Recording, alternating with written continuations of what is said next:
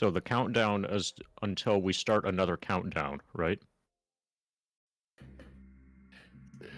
It's the countdown to the countdown.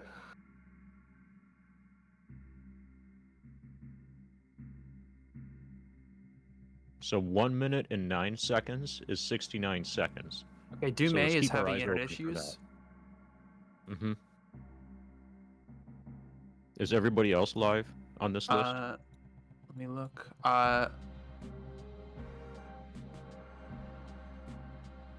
J-Chalk is not live. Busatai doesn't have a connected Twitch account. Chef Bomb, I believe, is live. Yeah, Chef Bomb and RJ are live though.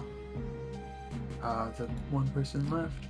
Zayden is not live. Dumay is obviously not live. Okay, so unfortunately this may have to be a 5-person race if Dumay doesn't get his internet issues fixed. Unfortunate, but we'll have to roll with it. Oh no. So yeah, Busatai is live, J-Chalk is live, but... Yep. He's waving his hand. Oh, okay, I think... He's like, yes, I'm alive. Please, Oh. please include me.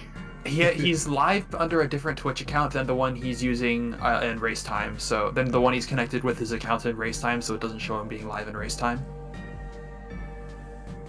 All right, are we ready to start? We're still missing Zayden. That's right.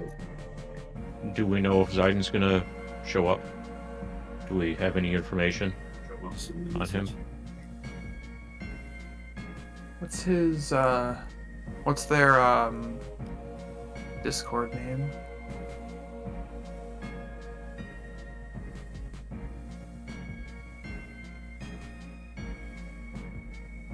Could be the same, I think. Pretty sure it's the same. Pretty sure it's the same. Okay, they're in TPS. No, they're just not. They're just not in the FF7 server. No, they're just not. They're just not in the FF7 server.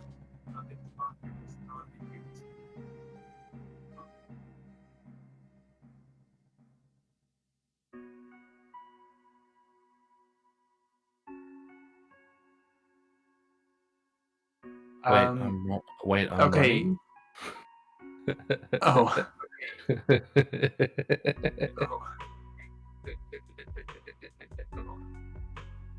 I'm getting an echo. I'm not sure if you guys are getting that. That's from TPS, I think. Yeah. That's from TPS, I think.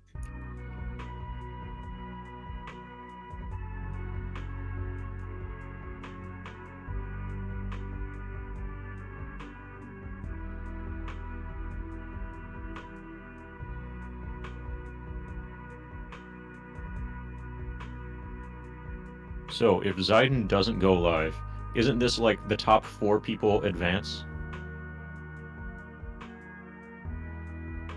So everybody else should win automatically, and we can all go home.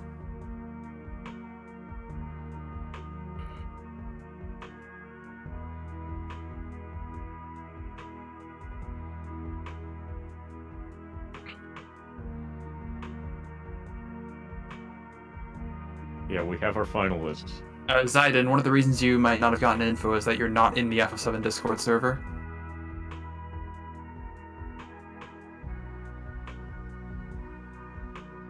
Okay, we've got an Elden Ring advertisement.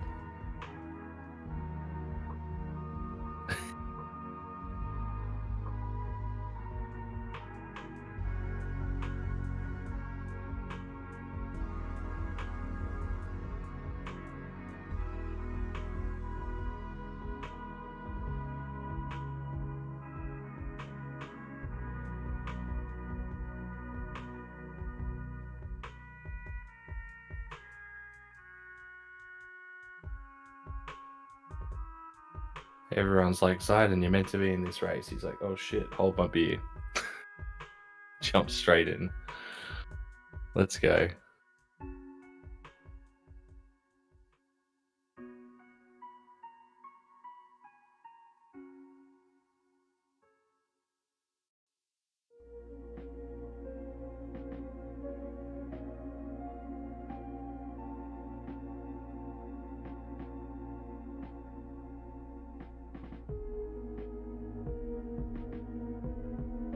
Yeah, right now, he's joined the race time room. I'm going to leave.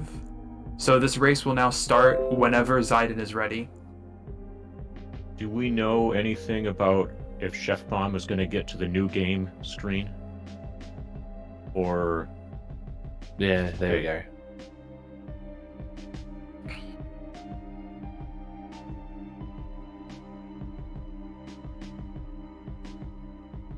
okay. And Dumai is just gonna. Yeah, unfortunately, it looks No. like Dumais is probably He's not going out. to be able to race. Okay. Has anybody had any contact with him, or is it just like internet problems? We have had contact with him, presumably just because he can still use his phone, but he's just saying his internet's not up. Okay. And it's Brazil, so it might be a while. Yeah, unfortunate.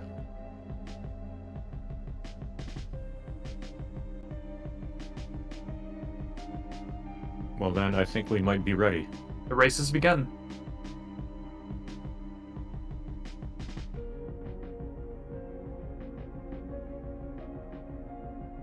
Okay, we've got Starfields from a couple people. Chef is still. Chef and Jay are lagging a little bit. Yeah, presumably the stream is just behind. Chef, hit the new game button. His stream is... Very laggy. I think his stream is just very far behind and he probably needs a refresh. Mm.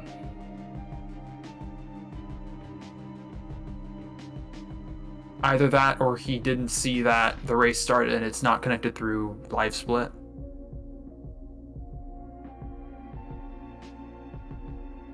There we go.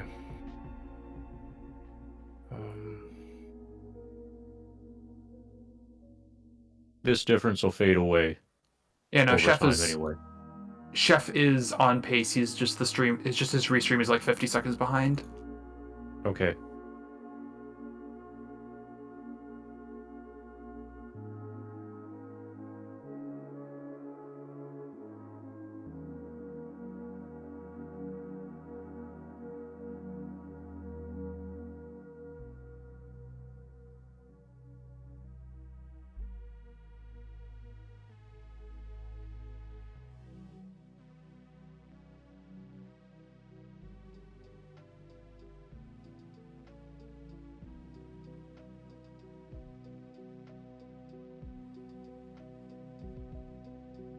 So everybody's live split is synchronized right now?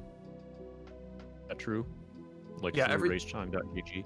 Yeah, everybody's live split should be synchronized through race time. So, yeah, while everybody is offset slightly to each other, they should all be racing at approximately the same real time. Anyway, welcome to Final Fantasy VII. We're gonna start with some menuing, I assume. On RJ's screen, he'll get to the point where we start menuing first. We got some settings to change. We need to speed up all of the options. I was mistaken. Busatai and Zayden started a bit earlier, but Battle speed fast, text messages fast, battle messages fast, ATB active. and arguably very importantly, cursor over to memory. That's very important, especially for future menus and battles. We gotta add on Chef Bomb's stream. Zayden and RJ very, very closely synced for the last bit of that battle, I guess. Mm-hmm. All right, so we I got the could really first go go for coming Red up now. Bull. So Oh, yeah. I missed name skip, and RJ got it through. So Nice. like he's And Chef Bomb is currently is watching an advertisement.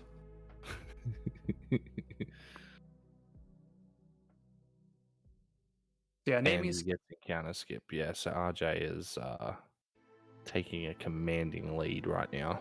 See, I'm not sure if JChalk attempts it. No, he does not. But naming skip is essentially a trick that allows you to pass through the pass, I guess, around the cutscene that that lets you name Cloud and Barrett. This has a couple of side effects. In particular, Barrett will join the party at a much lower level than normal, and you will not be able to name your characters, so you can't reduce their names to one character. Chef Bomb is going for naming skip.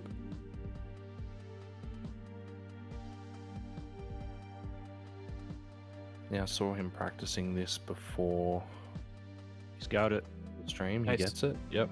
Nice little skip. So yeah, Chef Bomb and Well- RJ, I guess the runners on the bottom right here are have done naming skip, whereas the runners on the top have not. So you'll see the runners on the top do significantly more damage to Guard Scorpion with Barrett because he will have gained some levels. They'll be doing like 33 to 35 damage per attack, whereas everyone on the bottom will be doing like 25 to 26, I believe, maybe even 24.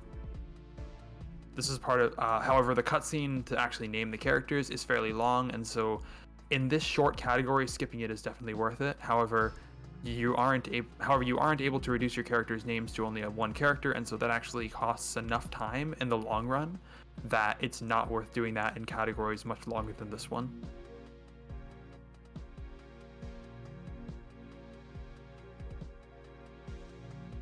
Yeah, I guess you saw some people opening the menu on the bridge outside of outside the reactor at a certain point. Or they got an encounter, or they didn't get an encounter, or open the menu, but that means they're doing a different step route. That is part of what's called step route. It looks like RJ isn't doing battle skip. He's just doing the step route that underwalks that battle. In short, Yeah, RJ walked immediately after naming skip. Yeah, I wasn't able to keep track of all of that. Right. Yeah, no, I did see that. I didn't realize that was part of the step route to skip that encounter. Yeah, thought you just got the battle skip. Okay. Yeah, no, you walk at the beginning. Some step routes walk at the beginning, some don't. It's just, at this point, it seems to be personal preference. Yeah. It looks like RJ has chosen to do the step route that walks at the beginning, whereas everyone else has either not chosen to do that or is not currently using a step route. J-Chalk menued a bit at a place where there isn't a battle. Basically, the only battles that are skippable for this route are the one at the start, the one in Train Graveyard, and the one on floor 68. Those should be the only skippable battles in this step route.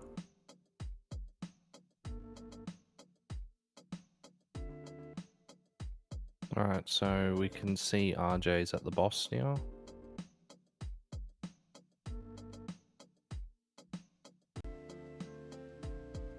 Yeah, RJ's doing fairly low damage to Guard Scorpion with Barrett.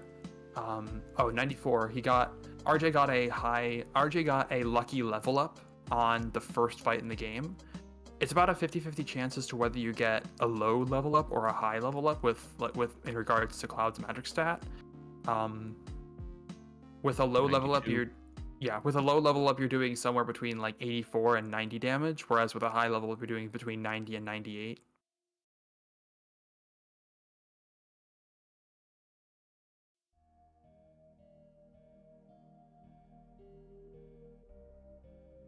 So yeah, boost is high on this fight now. The general strategy is to just bolt and attack with Barrett. There's not really much you could do to increase your damage other than that, without wasting a lot of time, I guess.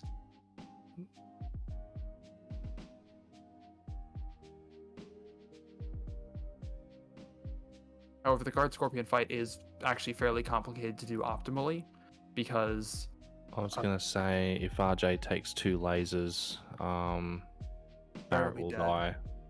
Yeah, he'll only take 1, I assume. And It then should have be 2 enough to give limits. Cloud and Barrett a limit, yeah. Just like it. There we Yes. go, perfect. Yeah, and then he actually selected to attack Guard Scorpion with Barrett before he got the limit break. That actually means that he can press circle once to attack with Barrett, and then he can use his limit break again immediately afterwards. That's a trick that's used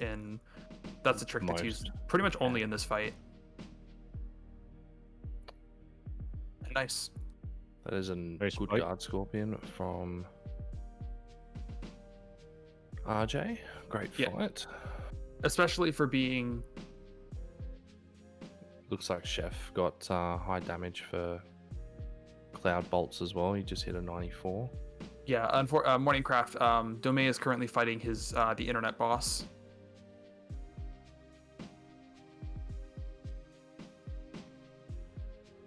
Also known as ISP, the cousin to apps.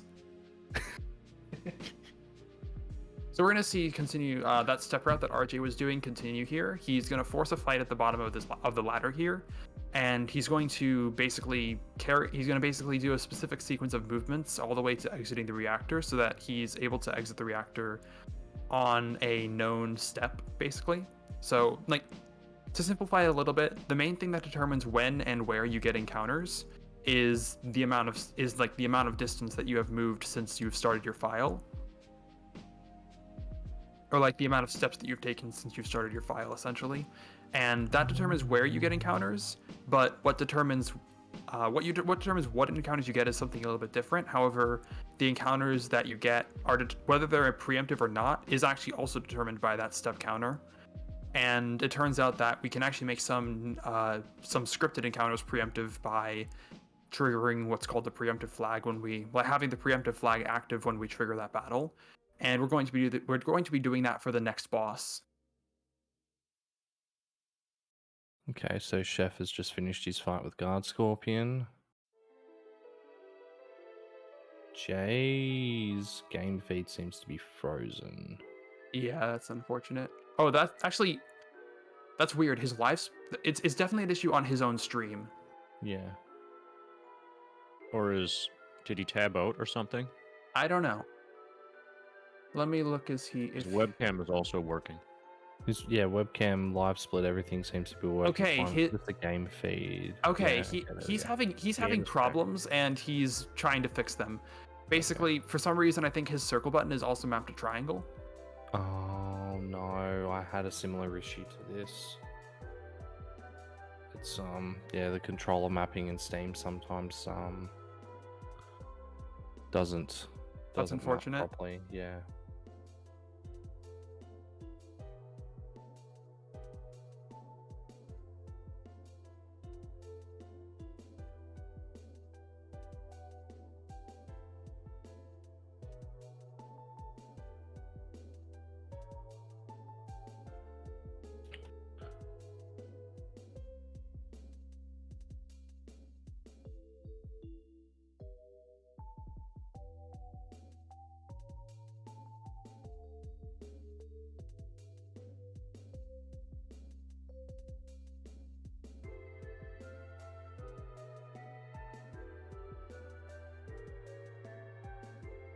Jay has left the room. Hopefully he'll be able to get this figured out. Even if Jay has to restart his run, even if Jay has to restart his run, it will still, like, if any of these other runners actually give up their run later, then Jay can still make it past this round of the tournament. Yeah. And there are plenty of things that can go wrong in this category. There is a lot that can go wrong in this category.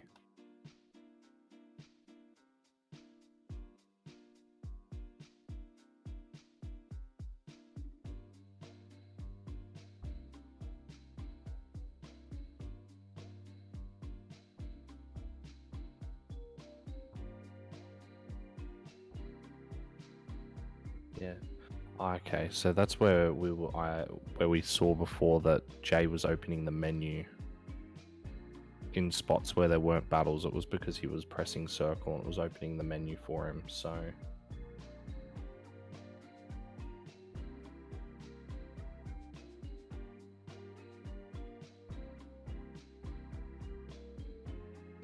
So coming up on RJ's screen is going to be Jesse Skip pretty soon. We're in the train. Jesse's going to want to talk to us later down. We're gonna run down to Jessie. She's going to want to talk to us, but we don't want to talk to her. So yeah. How a lot of skips work in this game. We will talk to her at the same time as somebody else interrupts the conversation, and we will use that as an opportunity to nope out. Ooh, Chef Bomb saying fight them instead of escaping, instead of running away from his fight. This is a fairly significant mistake. You don't want to do this. And he doesn't even have grenades. No grenades. At least bolt kills. Okay, good. And he wants to save the braver. So he's going to get MP back. So this is fine. Yeah. MP's not It's just exactly a slower concern than here attack. anyway. Anyway, RJ talking to Jesse at the same time, he runs into the guard's trigger at the bottom, allowing him to move as he talks to Jesse. And he escapes the room right as the cutscene war is about to start, and the flag gets set that says the cutscene happened, and we run back in, and the cutscene has happened.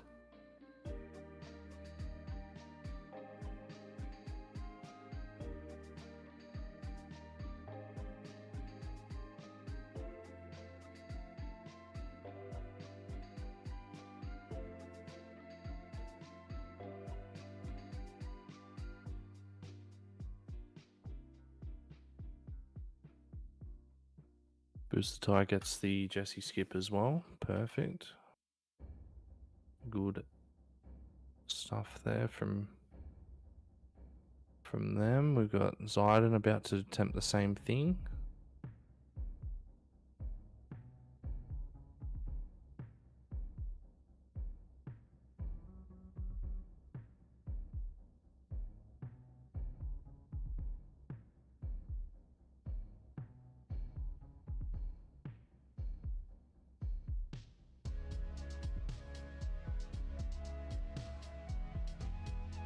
I did not going for Jesse skip.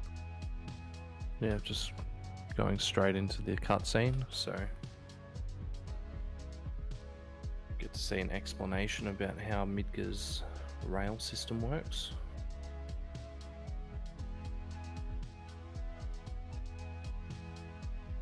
RJ the Destroyer on his way to 7th Heaven.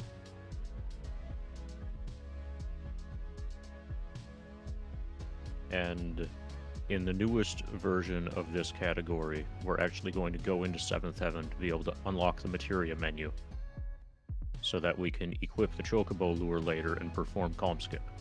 That's right. The introduction of Calm Skip has changed this run significantly since I've last attempted it, so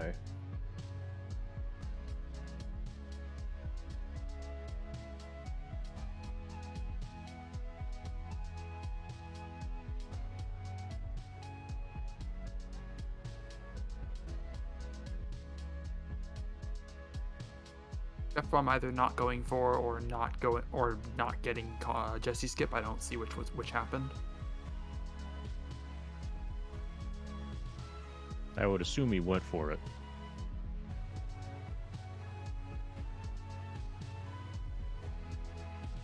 yeah, Chef's not the kind of... He'd go for the attempt. He's not the kind of runner that would just go straight into the cutscene.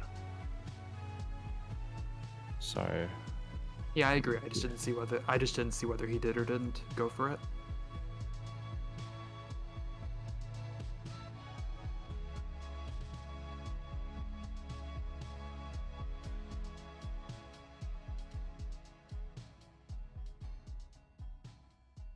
Jay's still trying to get his controller back up and running.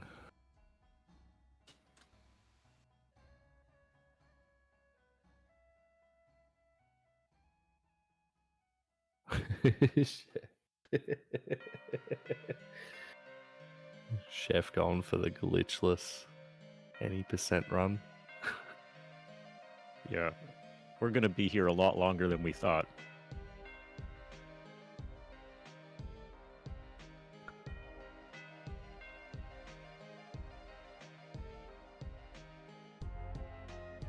Unfortunately, Lane, Dume is having internet issues and probably won't be able to partake in this race. The Chef Bar making up his own any percent no major skip glitchless run with warps.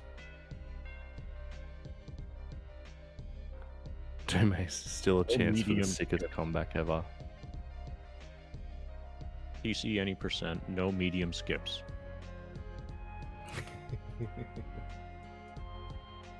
No minor Only skips. major skips. Yeah, no minor skips. All skips must be major.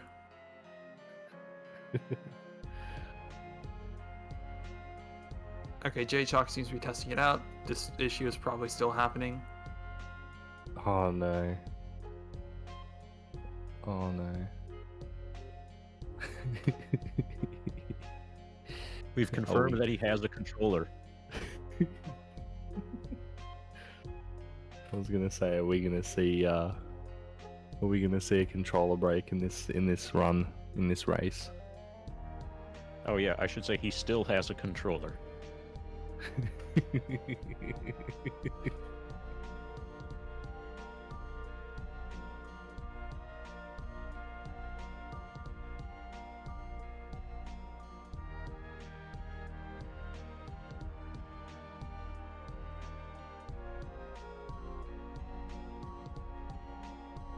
Okay, coming up for the 4 active players. Okay, my stream is buffering for this. So is Yeah. mine. Okay, coming up for the 4 active Yeah, players, we're we good. have quite possibly the biggest skip in the run, minus the warping, where leaving 7th Heaven, Barrett is going to ask us to explain to him how to use materia, and we need to choose the bottom option to tell him that, no, you wouldn't understand. And that will skip the materia tutorial and maintain your lead over Jay. Yeah, materia's too complicated. He never gets any anyway. He doesn't need to know. The materia tutorial for Barrett for this category is, here, hold my choco lure.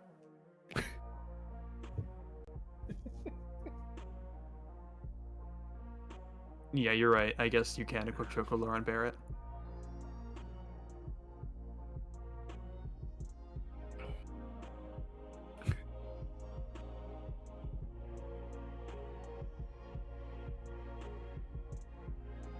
Yeah, RJ now going for guard skip. The developers kind of messed up when placing these guards a little bit and accidentally slightly exposed an unused loading zone, which we can use to travel all the way to Wall Market.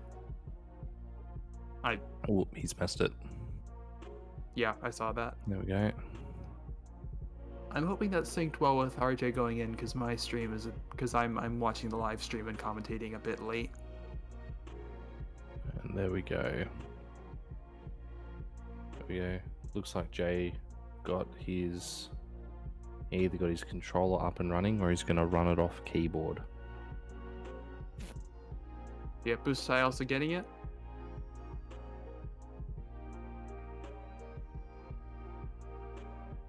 I might refresh my stream. I think it's Yeah, I just had to refresh mine. It's working after my refresh. there we go.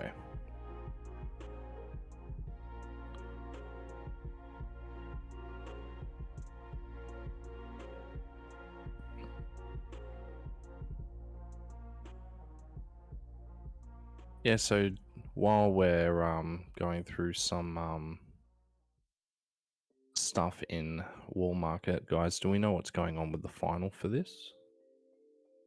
I actually don't. I don't know of anything having been scheduled yet for the follow-up race. So there was a race last week where we had 4 people out of 6 advance to semifinals, I think. And right here, we're also going to have 4 people advance to semifinals, I think. But I'm not aware of semifinals having been scheduled yet.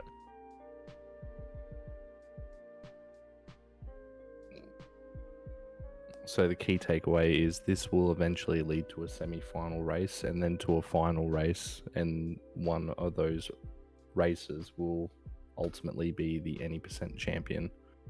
I mean, These are the semis. I mean, So I guess this is the second round of semifinals then. Oh, okay. The final is next week. Top 4 from each move on. So there will be a Or we final of can 8 runners. We can keep this as, like, you know, whatever the first round is, and then just call the last one the Omni Final.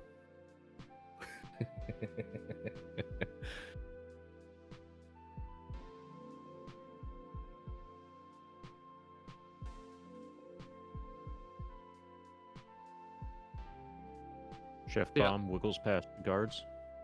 Yeah, it looks like J-Chalk probably has his controller issues fixed. Chef Bomb is through the guards, and all of our runners that haven't had to restart so far have now entered Wall Market. And Wall Market can be a dangerous place.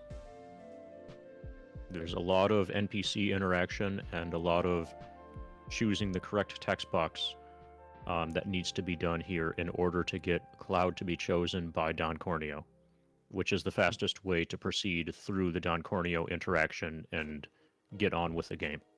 That's right. So in the Wall Market, there's two, I guess, outcomes. If you're like me and you mess up a lot, you will probably forget something and go to Don Corneo, and then you've got to fight all of his goons, which takes forever.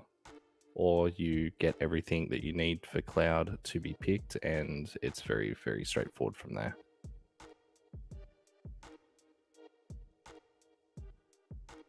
But there is a soft lock situation which we're about to potentially see with RJ called Bar Skip. RJ is going for bar skip.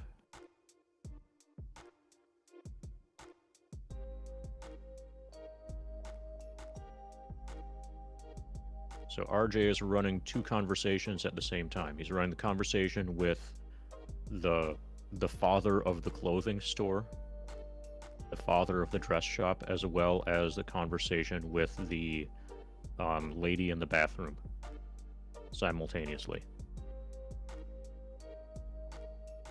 That's very And that can be important. dangerous.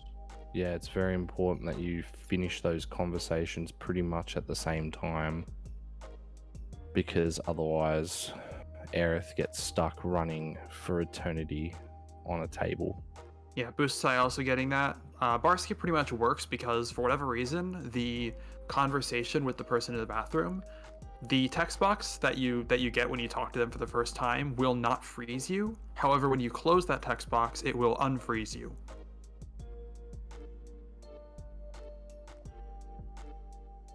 So that's sort of an exception to how that's how paralysis dodges normally work, except usually you get frozen twice, and then one of the two unfreezes you, so you can carry on with the other while walking. However, here it just happens to be that only one of the two conversations actually freezes you, so you can use the other one to unfreeze you.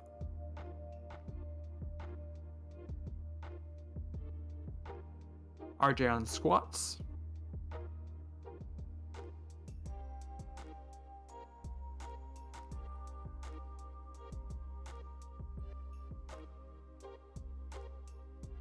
Figure out he's again not realizing that the proper squats technique does not involve scratching your head. Yep, that is bad form.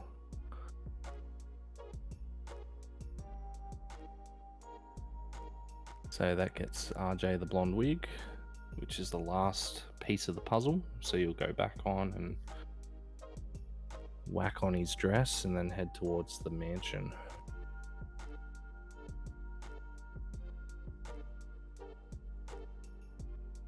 Now, Chef Bomb also going for bar skip. So this will be his first minor skip in the run. Bit of a confirmation that no, he is not doing no minor skips.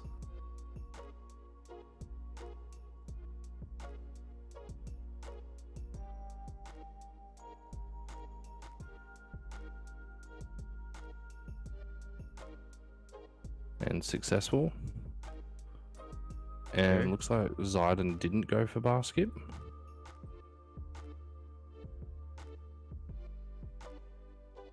So yeah, we've been watching our runners run around Wall Market for a while, grabbing a bunch of items and taking like 5 or so minutes to set up an ultimately not strictly necessary part of the game to bypass a couple of fights later. It turns out that this is worth doing for a couple of reasons. Not only are fights slow, and it doesn't actually take that much longer to obtain the items that are needed to skip them than to obtain only the bare minimum. But also, we only have a limited supply of grenades, and grenades cost money, and we only have so much money, and getting more costs time, and so If we wanted to do more fights, we might need more grenades, and so we would need to spend more time getting more money, and that's also slow. Mm-hmm.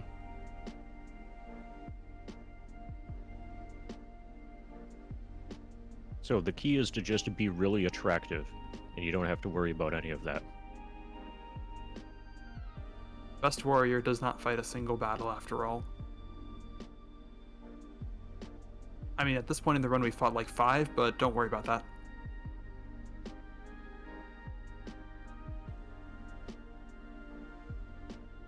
I wonder if we could win this game without even fighting Sephiroth.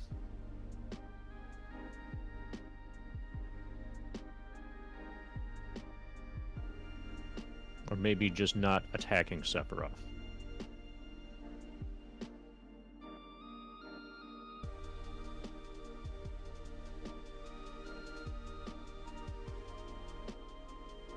Okay, Zidane gets the blonde wig. There's not a lot going on now. Until we get to the screen where we will fight apps. Actually, no, you're wrong there, Monetary. We've got a very important, well, not really skip, but optimal movement coming up that you like to refer to as Desk Corner. Oh yes, that's right. We have to check out everybody's desk corner. RJ the Destroyer coming up on desk corner right now. Nails it. Little bit of a wiggle, too. I don't think you want to nail a desk corner. Just my thought.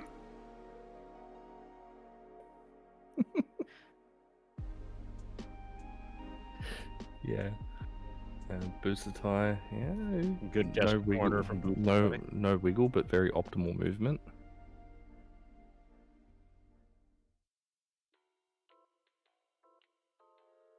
Did everybody defeat the stairs boss all right?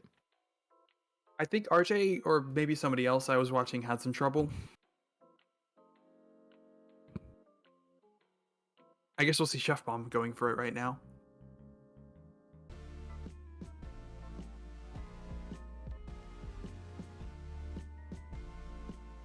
And he gets it pretty good. Nails it.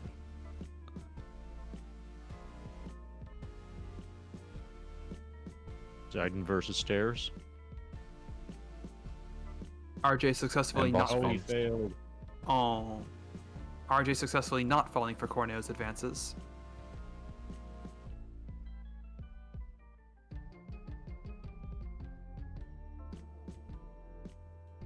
And Busatai gets the hyper behind the bed. RJ opting to skip grabbing that hyper for now at least.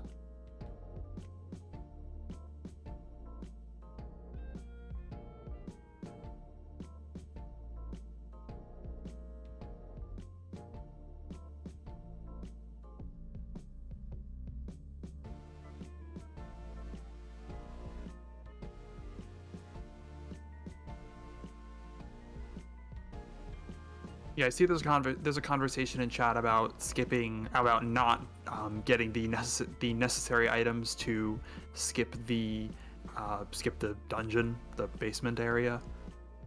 I believe, like, if you want to see a run that doesn't skip the basement, that goes to the basement area, watch New Game Plus.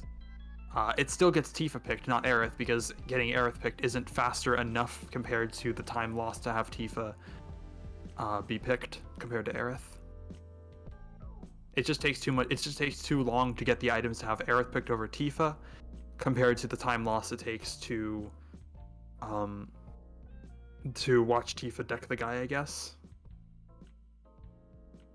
Okay, we're about to see RJ go up against apps. So Yeah, we're if you remember, oh, sorry, you go. sorry, if you remember from, if I was talking about a preemptive boss encounter. This will be that boss encounter. RJ's going to be doing some specific movement in the sewers here, and that's going to line up his steps exactly so that he ends up on an unknown value. In this case, that's very simple. Just the step route he has is talk to Aerith, go down right, talk to Tifa. But this was very calculated in order to make sure that he lands on exactly the right step, so this boss is facing the wrong way. Busatai doing a similar thing, but he has different movement because he did a different step route, and so he just had to take a bit more to expend a bit more distance before starting this fight. That's right, Solo. We're always watching chat. For this fight, we have Cloud and Tifa throw grenades, and despite Apps visually turning around, we use a Oh, Busatai got a crit, 984. That's ridiculous. Okay, Wow. so usually it doesn't do quite that much damage, but Busatai got a approximately 1% crit there. That's about 1 in 100 to get. Yes, this game actually does at least try to calculate chances like that in percentages. It's not perfect. It's not like the algorithm it uses isn't perfect. Technically, it goes up to like 101% with like a 1 in 65,000 chance for that happening. But it's close enough to about 1% for that to have been a crit. That So, has put just like that- Busatai right on RJ's Busatai and heels. RJ. Yeah, they're pretty much tied now. They're tied visually, but I think Busatai is still about 10 seconds behind because of his timer being a little bit different. Mm. Still, he's gained quite a bit of time from that. Oh yeah, massive. So yeah, as I was gonna say before I was so rudely interrupted by that critical hit,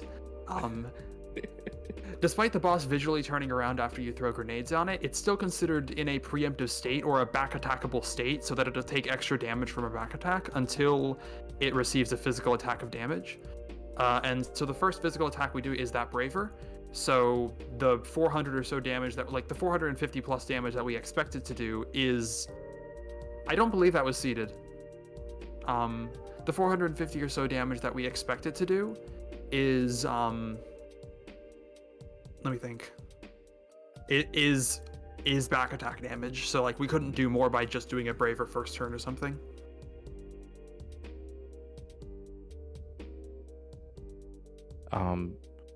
Wally J had controller issues that was causing his menu to pop up whenever he was pressing circle. So he's restarted the run, and it seems that everything's all working fine now, and it looks like he's about to do Jesse skip when he stops having a chat to the hobo at the beginning of the train. And he misses Jesse skip, so we're going to see a cutscene here as well. Yeah, Chef Bomb and Zidane starting this fight that I was going to talk about earlier. Mm-hmm. Zidane not getting a preemptive though. He'll just throw grenades, maybe doing the bolt strat, which, yeah, he's just going to throw grenades, I guess. I did see Zidane get the Phoenix down in the reactor. Yeah, At that's the extra. very beginning of the reactor for extra gil, so... Yeah, that's like 150 extra gil, which is about 2 extra grenades.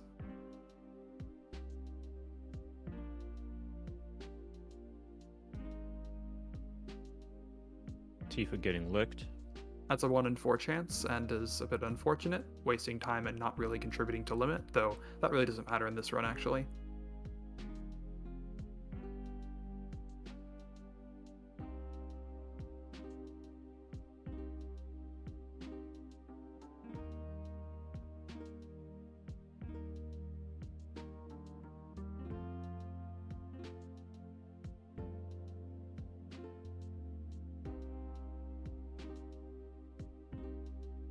Zidane is through. Apps is still a pretty scripted fight even without having a limit or having a preemptive, I guess. There is a strat you can do to kill him a little bit faster than what Zidane did, but it's not really crucial that he does that. In fact, actually, in his current situation, I don't think that would be faster.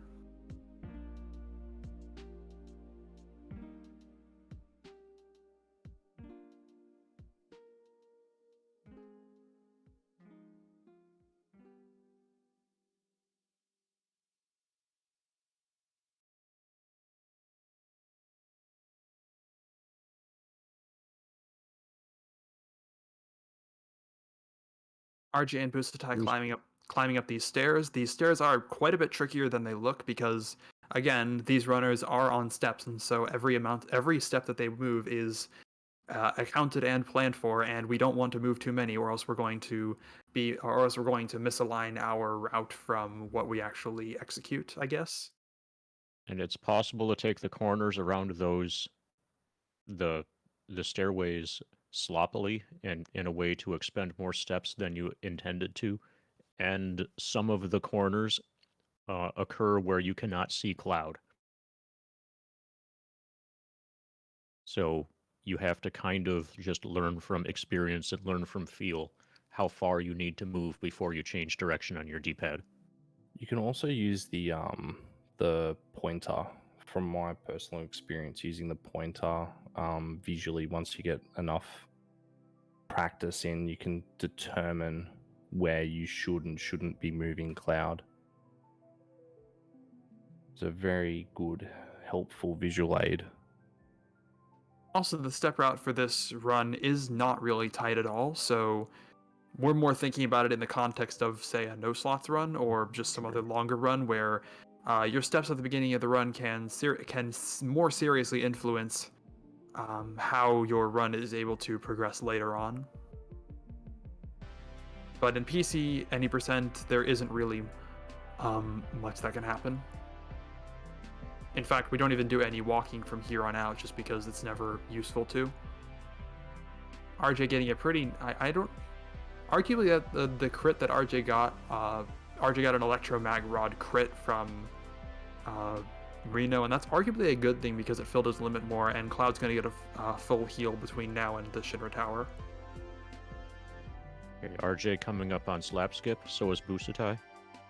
Alright, we need to see if anyone gets slap skip, because that is probably going to curse that run. If a blessing or a curse.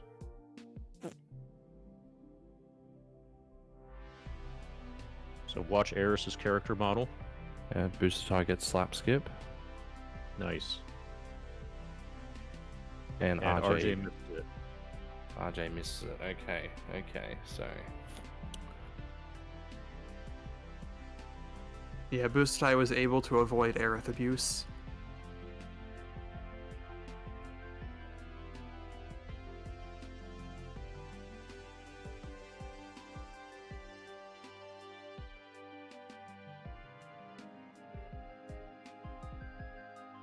Whereas RJ had to succumb to Sang slapping the Cetra.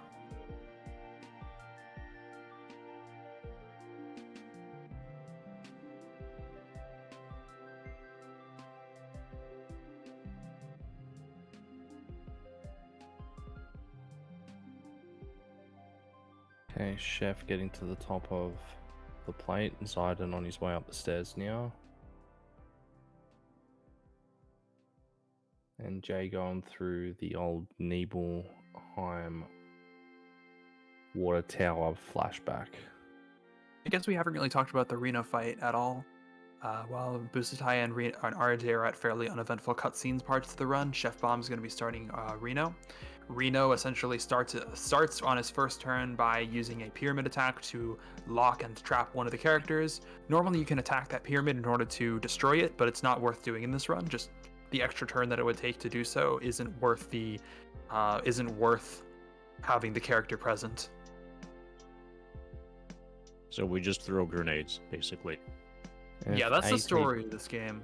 Yeah, and if ATB is good enough, you can get an attack in before he pyramids somebody. Sometimes, if you're very lucky. Grenades are extremely OP in this game, at the beginning of this game.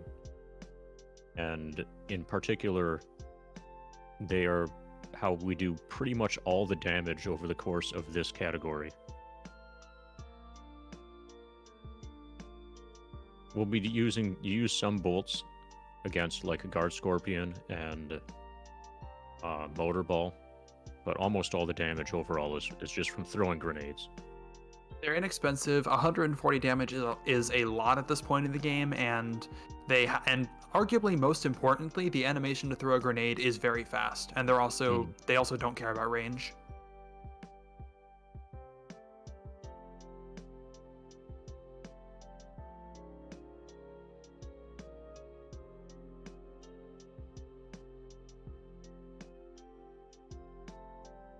Chef Bum also gets slap skip.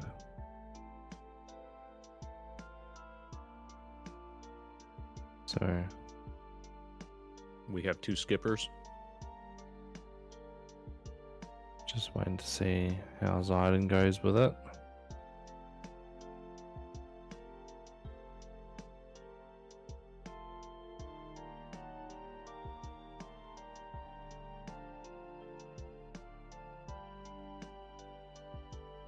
Failed.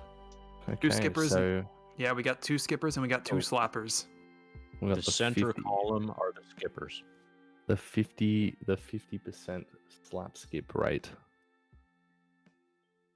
So we have every combination represented now between succeed or fail at slap skip and succeed or fail at naming skip.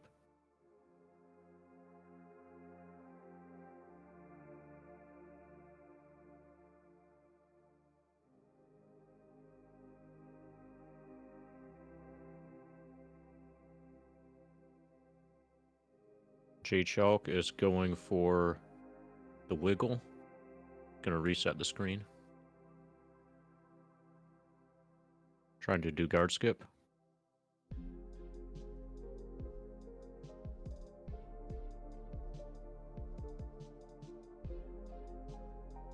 No. I don't think he's running down right into the corner after the first time he goes in there. No. And do we know if he is using a controller or is he on keyboard now? I don't know, but yeah, he's doing it weird. Because if this might be his first time trying this on a keyboard, which could easily complicate things. Yeah, I think he's using a keyboard because it seems like he's moving in directions that he's not intending to.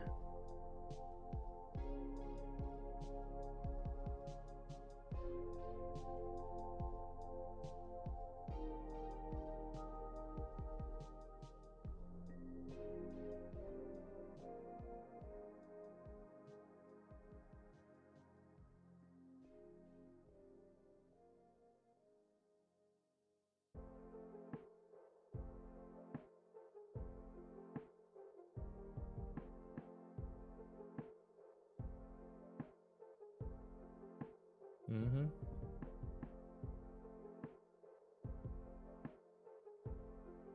So yeah, J Chalk might want to start using Steam controller we go. remap.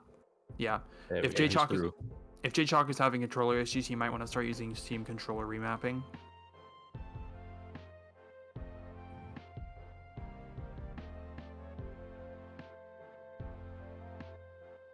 I would hope that he will save before attempting bar skip if he does attempt bar skip.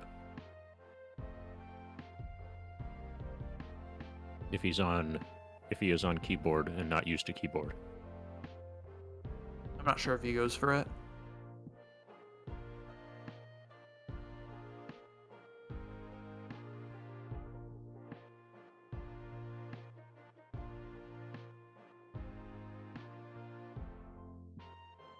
Busutai is that please don't cry?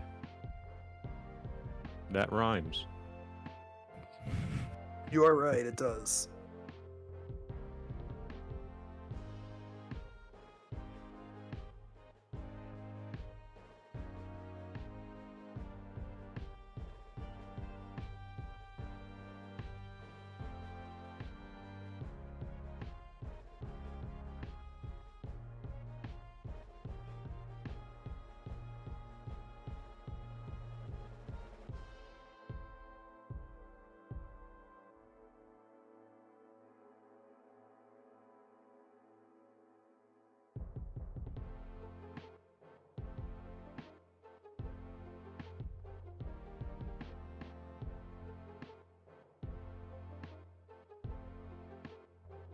So not really a lot going on this part of the run.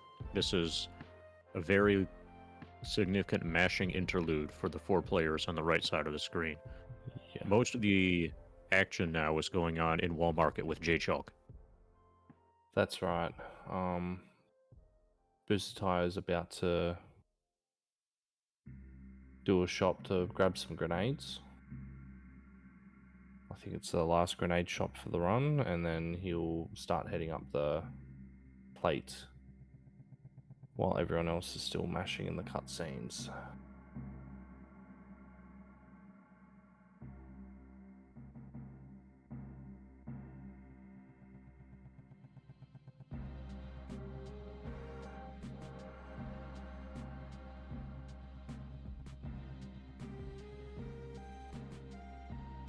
And so Busatai making sure that he's got the 300 gil needed to buy batteries.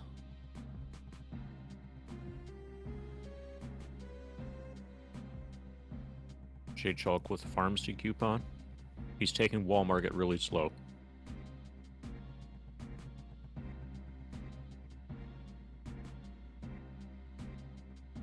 Digestive? Yeah.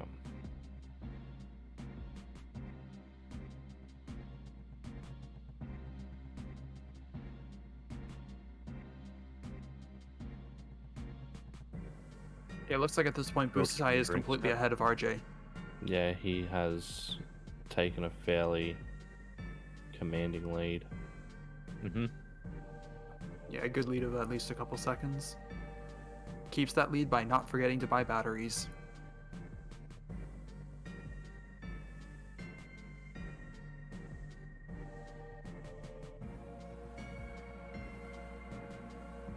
I have done that Do we know- plenty of times.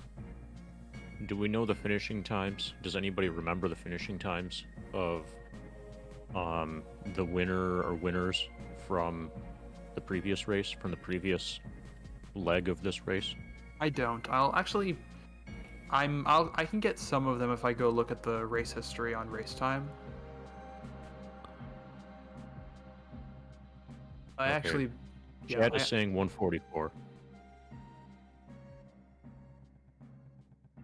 Yeah, I assume Solos had I believe Solos had a 144, Phrase had a 145, wait. So it says here Zerko had a 144, Solos had a 152, and Fekwe had a 155. I'm sorry, there are two names that start with Z and are between 5 and 6 characters. I can't tell the difference. And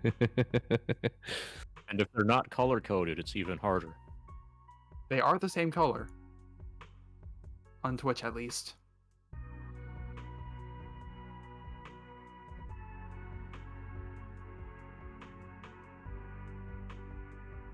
Okay, so Jay's actually going for basket. I think. If he That's is, he's taking it very interesting, slowly. and that is interesting.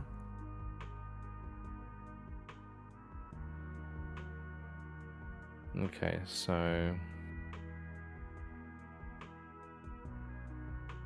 Currently, mild irritation. Busatai is probably slightly ahead of RJ, but Busatai and RJ are basically at neck about and the same neck. point. They're Yeah. basically neck and neck at about the same point. RJ, I feel like, would be going for elevator. I don't know what Busatai does. RJ has been practicing elevator. That'll be okay. So RJ is most likely going to take the lead after this.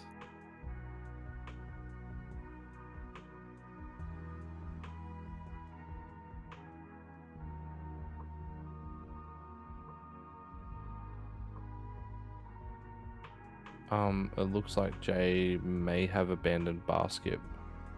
Yeah. Okay. So Yeah, he It looks like abandoned he it. reset the route. totally makes sense. It's risky, and if you're using a controlling method that you're not used to, I wouldn't go for it. No. So it's yeah, way too risky. Busatai and RJ are about to come up the climb to the top to the 59th floor of the Shinra Tower. There are two ways to get to the top, either climbing 59 flights of stairs, which takes a surprisingly quick about 3 or so minutes, I believe, or taking the elevator inside the building. The elevator is a minefield of randomness, and it's always really not been considered viable, or at least viable to do consistently or quickly for various reasons in the past years. However, we've come to have a better understanding of how the elevator works thanks to various people who have either thanks to various people who have helped to develop manipulations. And RJ is currently going to be going for elevator manip. Oh, Boosted Eye actually is doing elevator. Boosted is doing elevator. Yeah, okay. All right, he's doing a non-manipped elevator. So most likely RJ will pull ahead here as he is able to sail past all the battles that Boosted Eye will most likely have to take. So I guess to explain, the hard reset RJ just did was to reset the game's random number values so that he is able to start the elevator at a known place. Whereas Busatai doesn't know where he's starting, and he's not going to try and manipulate it, so he's just going to take whatever outcome he gets. Now, each floor from 13 to 59 has a unique battle, so like you're gonna get the battle you get is entirely dependent on what floor you land on. However, floors 29, 38, 47, and 56 don't trigger a battle. They instead trigger what's called they trigger an employee of some kind. It's impossible to get one immediately off the bat, I guess I should say. So Busatai will definitely be getting this battle, like RJ will be getting a battle in just a sec. However, RJ will be able to use that battle to tell exactly when he hit the button, which is the main thing that determines what what floor you land on in the elevator. That and what your current random state is.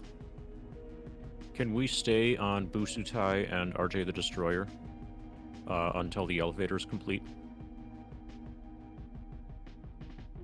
So RJ most likely used a metronome or other audio cue in order to time that first button press to land on one of a couple of different floors. Since he saw he landed on floor 17, he's going to do a particular manipulation from here in order to try to get to floor 29. And the manip you do here is different depending on which floor you happen to get.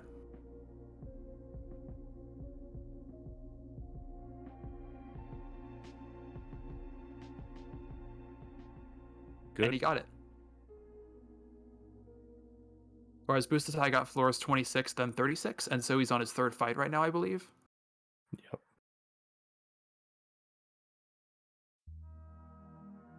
So RJ is menuing to advance a specific number of frames in order to get to the next target no fight floor. Yeah, and now RJ is already higher up on the elevator than Busatai was. This should be level 47.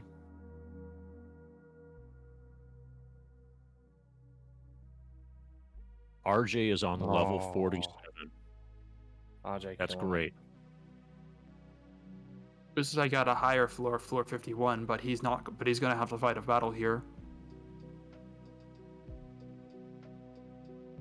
And he made it. And there we go. There we go. No battle or one battle elevator. Yeah, that was a pretty much optimal elevator. That was actually an optimal elevator. I'm pretty sure he got the best battle he got one of the best battles you could at the beginning. So that was basically an optimal elevator. Yeah, it is the battle that uses the least amount of grenades, I'm pretty sure. So yeah. And Busatai just hits level 59 now, so... That wasn't bad from Busatai. No, it wasn't bad at all. Not at all. About 50% of all elevators are expected to be a 4 encounter. The rest of them, I don't really know exactly how they're split, but I think they're about evenly split between being better than 4 and being worse than 4. The best you can get is a 1 encounter, like RJ just got, and the worst you can get is a 7 encounter. And just to help out RJ a little bit more, he just got a turnless guards. Nice. So Nice. we abuse a sort of thing in the Mighty Grunts where Zaiden's going for stairs, so I guess we get to see Zaiden do the stairs. But for that Mighty Grunts fight that Busatai is currently on right now, we abuse a thing in the Grunts where the fact that the Grunts with the suit and the Grunts without the suit are different enemies. They're just swapped in when it's just one of them swapped in when the other dies. And so they have different ATB bars, and so when you kill the grunt with the suit, the grunt without the suit starts but has no ATB.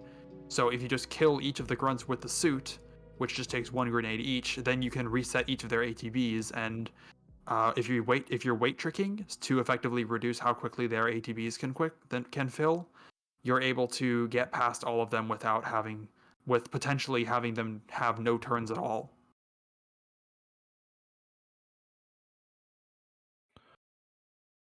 Although there is some There is some luck involved in that because it's going to be dependent on the starting ATBs Mm-hmm. of your enemies. Yeah, those are those are entirely random, though if your ATBs are high, then it's significantly more got a likely good that the shot. enemy's ATBs are not high. So I guess it's kind of weird. You can, if you have one high ATB and one low ATB, then I think that it's more likely that your enemy's ATBs are a bit lower, but I'm not really sure.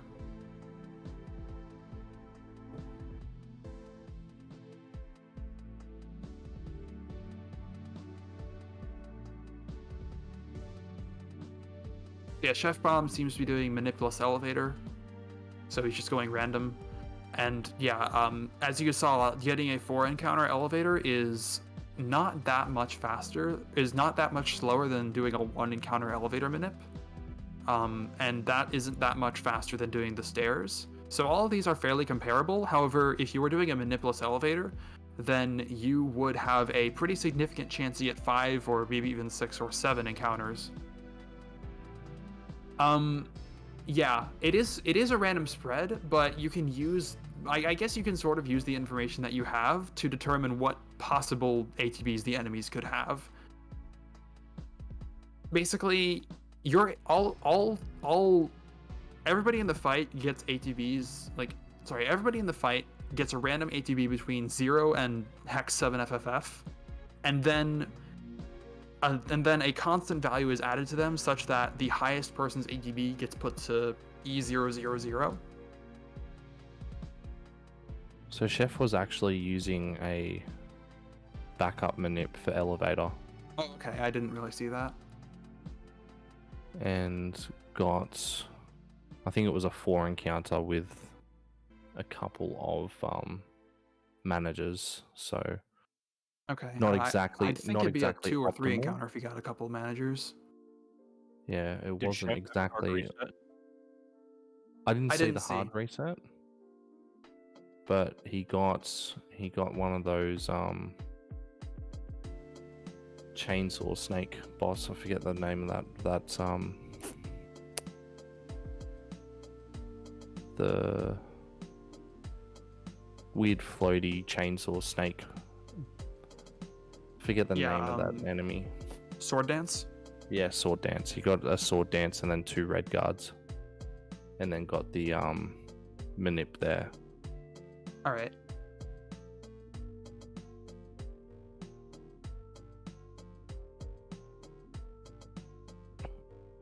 It's also worth noting that there is actually a glitch that happens in 3 places throughout the game, 2 of which we just went through, where there are a couple of places where there is a scripted fight that you cannot run away from.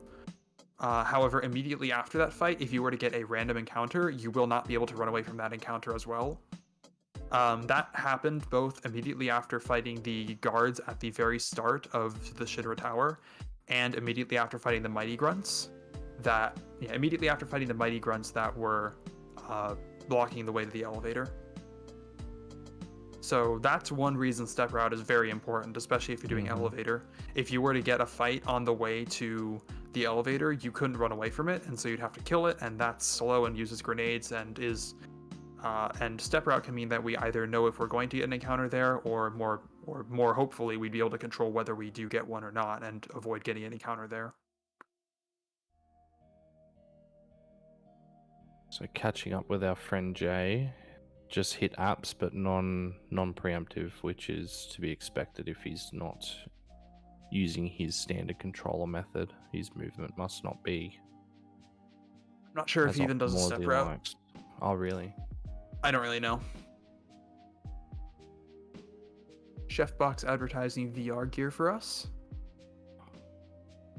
Whereas 250 plus experiences. Zyda just got past, I believe, the Mighty Grunts.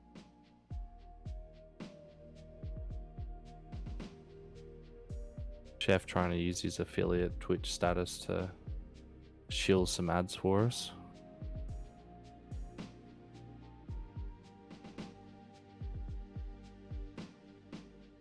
Oh yeah, we didn't even talk about floor 62. Chef's currently doing it using the bookcase method.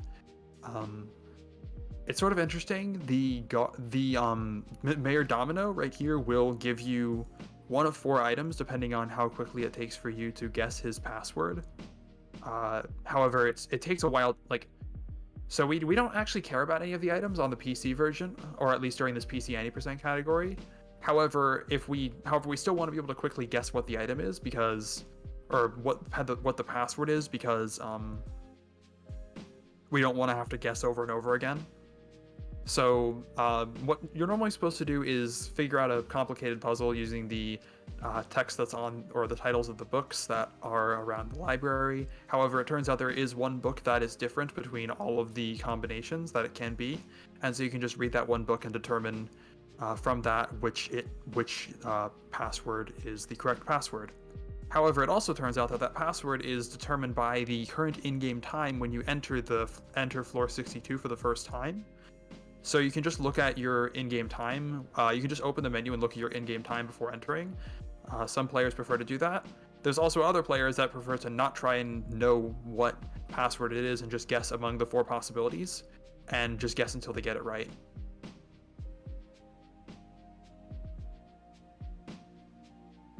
And you can do that on the PC, on this PC category, just because it doesn't matter which item you get. It just would take longer to get through if you fail to guess right in the first 2 or 3 attempts. But potentially you could save time there if you guess right. Yeah, you can do that. Guess correctly on your first time. You save the amount of time that you would spend looking at your menu or looking at the book. And if you're trying to shave like 5 more seconds off of your PB, that might be a way to go for it. That might be a way to get in a tiny little time save. At high risk, of course.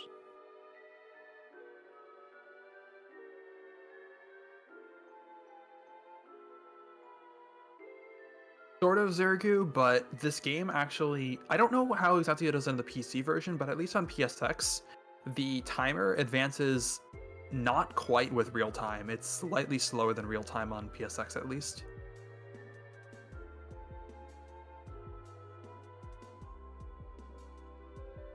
You can kind of estimate what your IGT is based off of live split, but it's not going to be exact.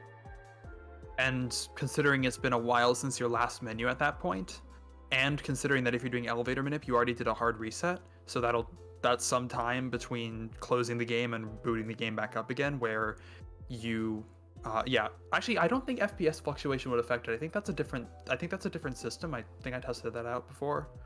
If you have a stupid high FPS, I think IGT still runs at the same rate. Yeah, just because IGT is sort of works no matter what module you're in, and each module has its own separate clock system, which is why battles and world map don't have the same problems that fields do.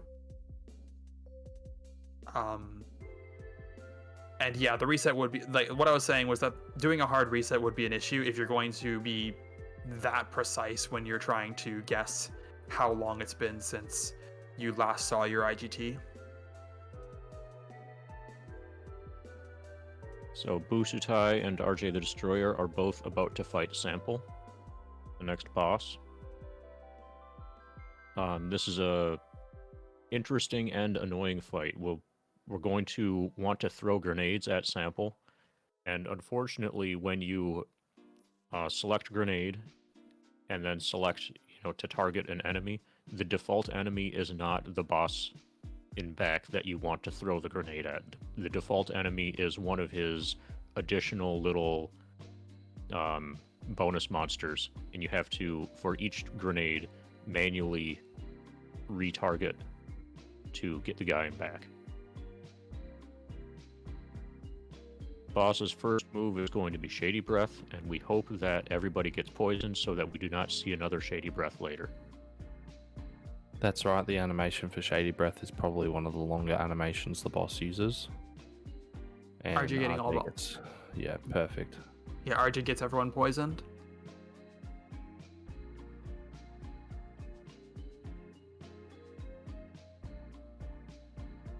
Also, it's very important to be in ATB weight for this fight in order to help control enemy ATB levels so that those additional 3 bouncy balls in front don't constantly get turns as you're trying to input your commands. Yeah, Busatai also getting lucky, and it's also worth noting that sometimes either some runners will opt to, or it's just or maybe just depending on your current grenade situation, Busatai is using a single fire attack with red on the boss, which is enough to save one grenade. Or he did, I believe. I think he did that for his first attack. And that could be a result of him having a non-manipped elevator and getting a lot more fights than he would like, or just getting a good number of fights, I guess. So I think 41 grenades here is fine. Yeah, 41 grenades should be plenty. Yeah, you need like 20. You need like 20 for one of the fights. Yeah, you need 20. You need like 20-ish for gunners and 5 or so for Rufus, and 10 for Motorball, so like 35 at that point. But I guess you want extras. Like you want like at least 3 or so extras past Midgar. No, actually more like 5 or 6 to be honest.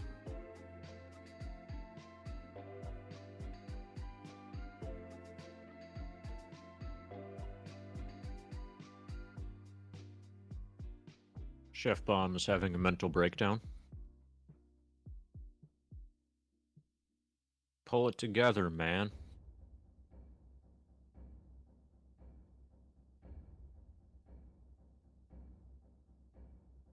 Whole thing's stupid. So RJ's been captured.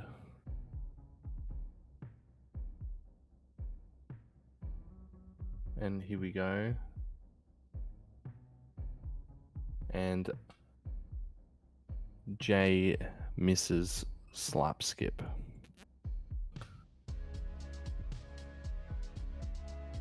So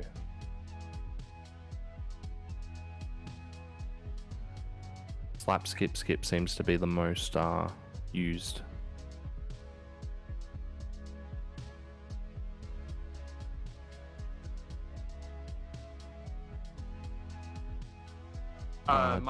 Irritation, Dome, Dome is currently, or probably has given up fighting the ISP boss.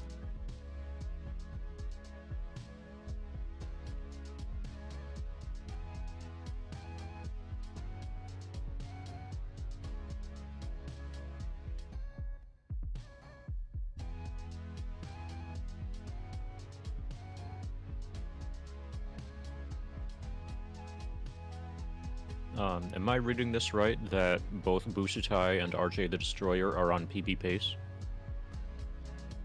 Yes, looks like... Assuming they're running against PB splits, then yeah, looks like it.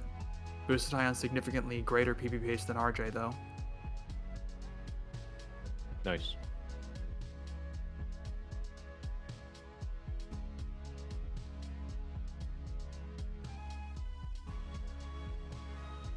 We're getting pretty close to the business end of the run now, right guys? So All we gotta do is break out of jail, follow the blood, take the elevator again, kill a dog, and then do some warping. and also catch a chocobo. Yeah, and give Chocobo lure to Barrett.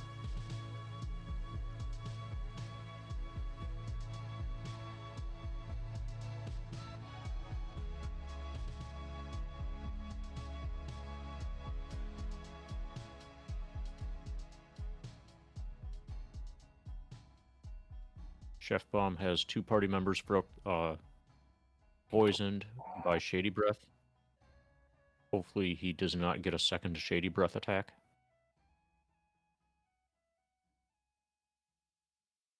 He's getting a braver in, so he should be alright. Yeah, there we go. Okay.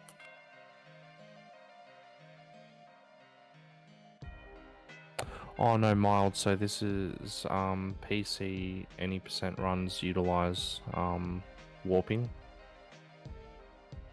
The PC version of this game is excessively broken. I'd say we don't spoil anything else and just wait and just let him experience what is going to happen in about 30 minutes. That's right. Yeah. Not going to go into too much detail about how they do it, but yeah, this game is broken on PC.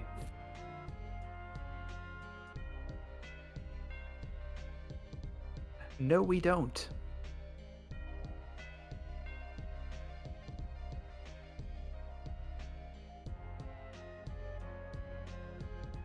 Okay, so booster tie on the jailbreak now. Zaiden's just about to start sample.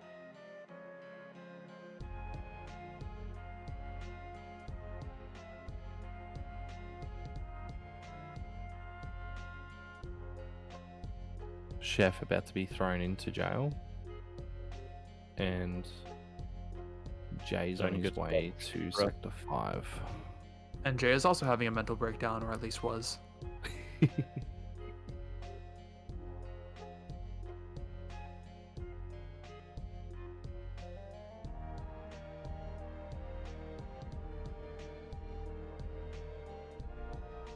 Yeah, that definitely looks like a keyboard movement from Jay.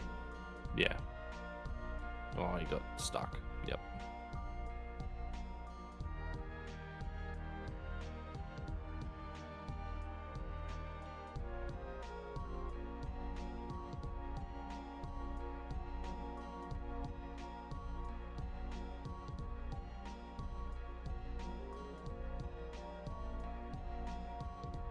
RJ the Destroyer at the What a Crew scene. What a crew. I'm ex-soldy, former soldier.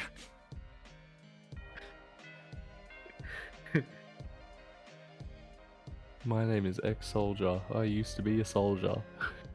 It's kind of in the name. Really? I don't believe you. Yeah, no shit, Sherlock.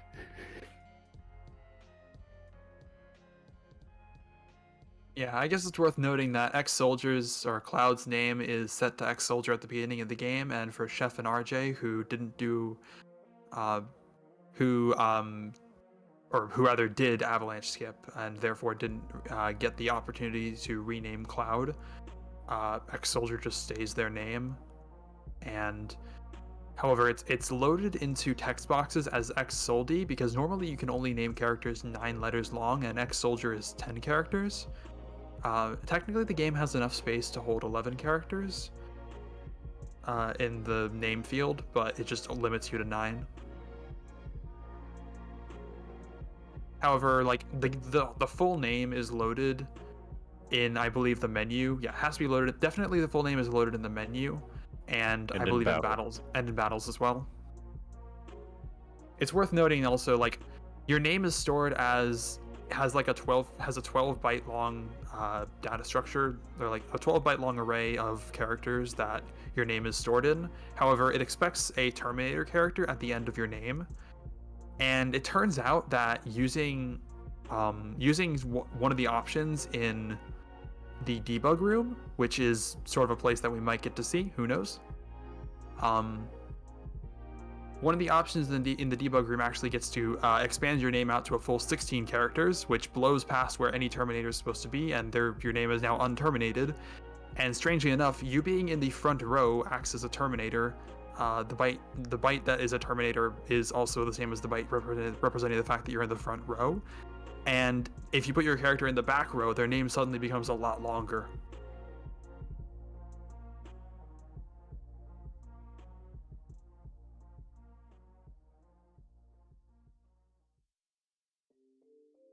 Red 13 looking at a Dangerously little bit low. scary health. Should probably get in a sled fang before he takes a nap.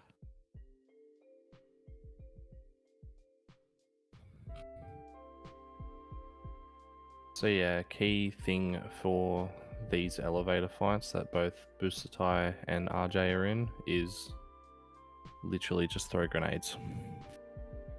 Up circle, hold circle. And here's the sled fang, which thankfully for this situation is a ranged attack. Or ignores, distance.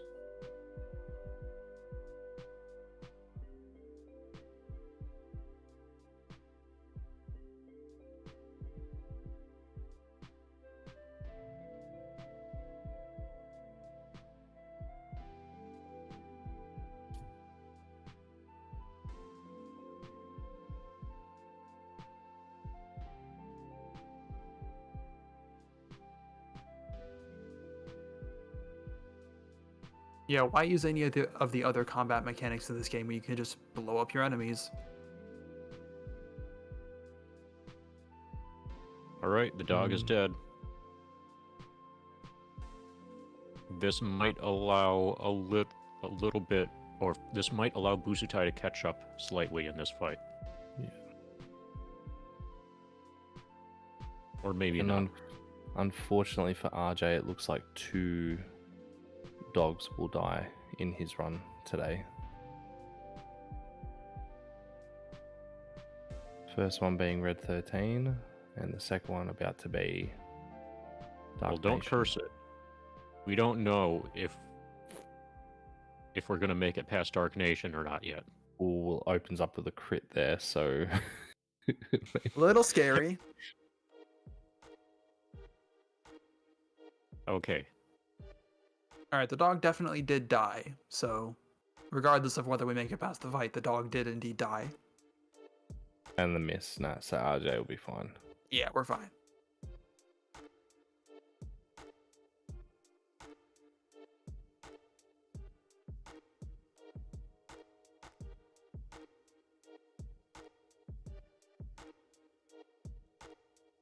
Okay, all grenades from RJ.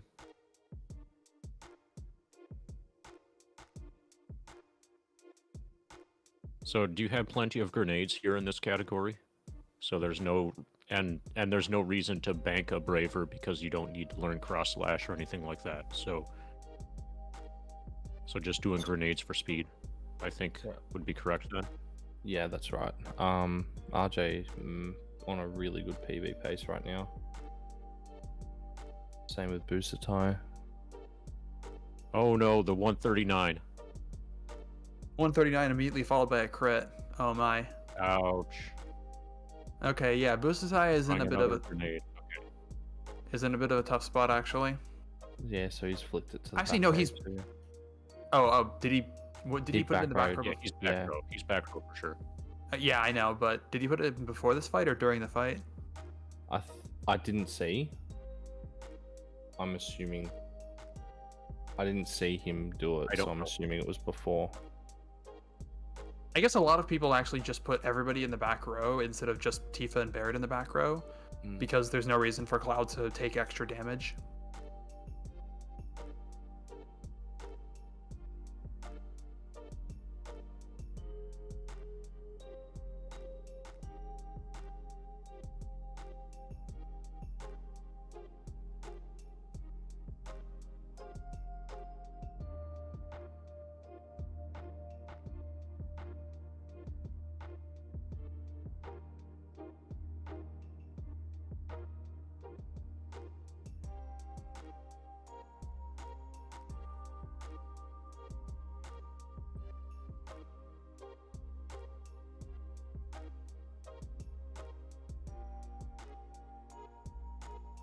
Okay, RJ the Destroyer at the bike chase. The PC version, you have to keep mashing. Yes. You gotta This both. is- You gotta keep mashing if you want to keep red bikes behind you, and there are also blue bikes, so you can indeed get blue biked. That's right. So, as we can see, that blue biked.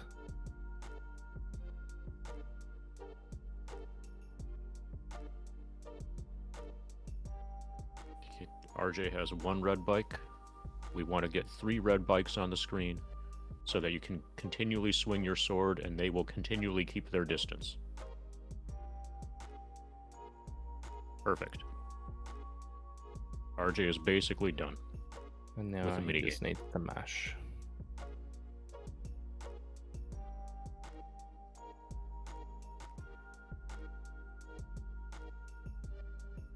Okay.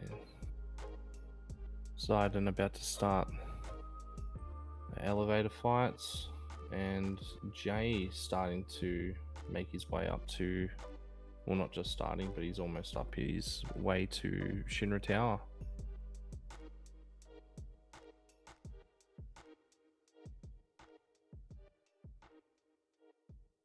Usatrai looking for his 3rd red bike. There And it gets is. it.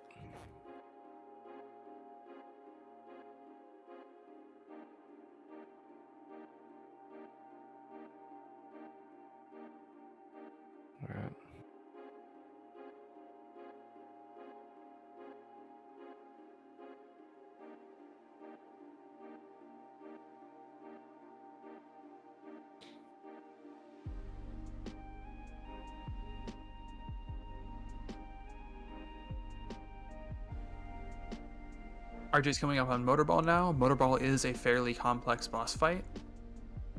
It's very scripted. It will always start off by ramming you as an opening attack, followed by doing 2 sets of arm attacks. On each set, it can either do 1 or 2 attacks total. Each of them being done on the party member with the current highest HP. Then it will do a fire attack.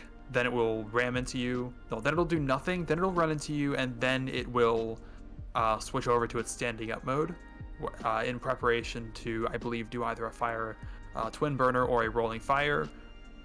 Rolling fire is bad, and we do not want to see that. And so the goal is to kill Motorball pretty much when it starts to do that standing up bit. That's one of the reasons that we use Bolt here. It does about 50% more damage than a grenade, despite the longer animation. But because we're sort of limited in the number of turns we can take before we need to have Motorball dead, we prefer a slower attack, even if it takes, just because it does more damage per turn. And this is where we're finally getting far enough into the game where we can actually feel that we are underleveled compared to the bosses that we're fighting. That's right. This fire attack here, Twin Burner, is not that powerful, but the rolling fire attack, if it ever happens, is most likely going to be a total party wipe. Considering how underleveled the party is now. Unless you specifically heal right before it happens, or if you set up some kind of elemental fire protection, basically we cannot withstand that attack. Yeah, the goal is to never see that attack. And in almost all cases in this fight, unless somebody dies, which with a crit double arm attack can happen, I guess. This fight is fairly safe if you do it correctly. However, as part of doing the fight correctly, you also need to make sure that you don't over-damage Motorball, because it has another mechanic where when it reaches 1/8 of its HP, it'll instantly stand up and do Twin Burner, which isn't exactly devastating and probably would be mostly fine, but it's just slow and you don't want it.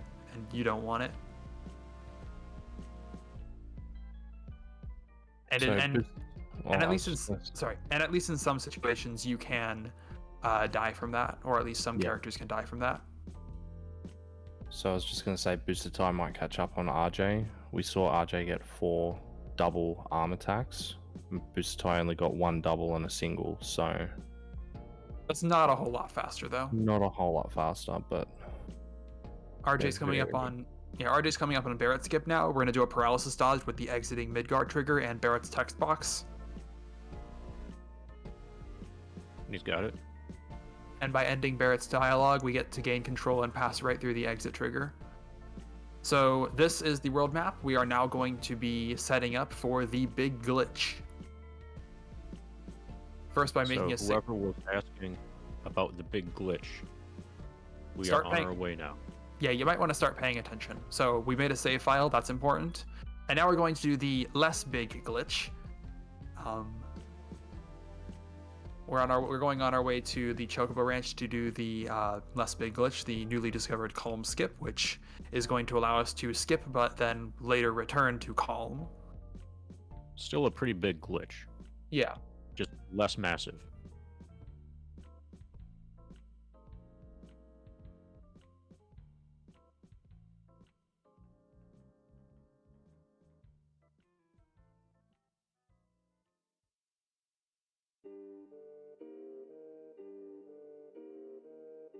RJ the Destroyer trying to get to the Chocobo Ranch.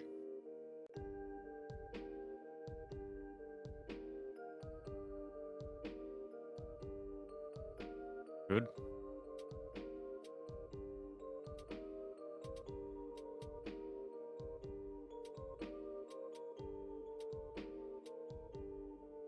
I'm gonna grab some water and then I'll be here to explain Calm skip.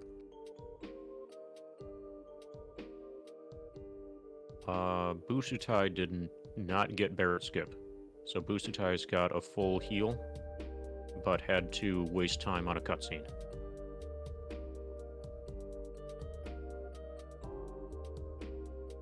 which is probably not a bad thing considering the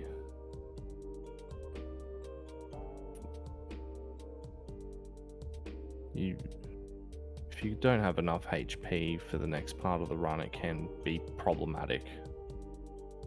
Can be. Yeah, RJ is now using an IGT manip in order to control the fight he gets. We are going to be using that to force a specific chocobo encounter.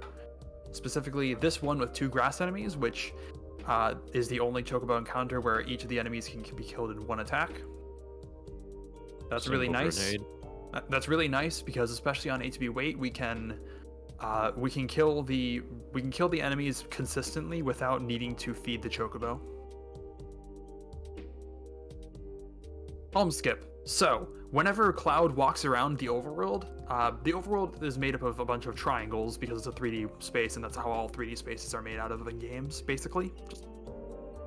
Whenever Cloud walks around on the ground, he keeps a memory. He keeps in his memory the last couple of triangles he stood on as pointers to where those triangles data is located in memory. So what we're doing now is having Cloud get on a triangle, then go unload and reload that region that contains the triangle that he was on, such that there is now different data at the pointer that we have stored. That data basically makes the game think that there's a triangle that spans the entire region that's at this high height, I guess, in the sky. I don't know what happens really with that little dip down there, but don't worry about it.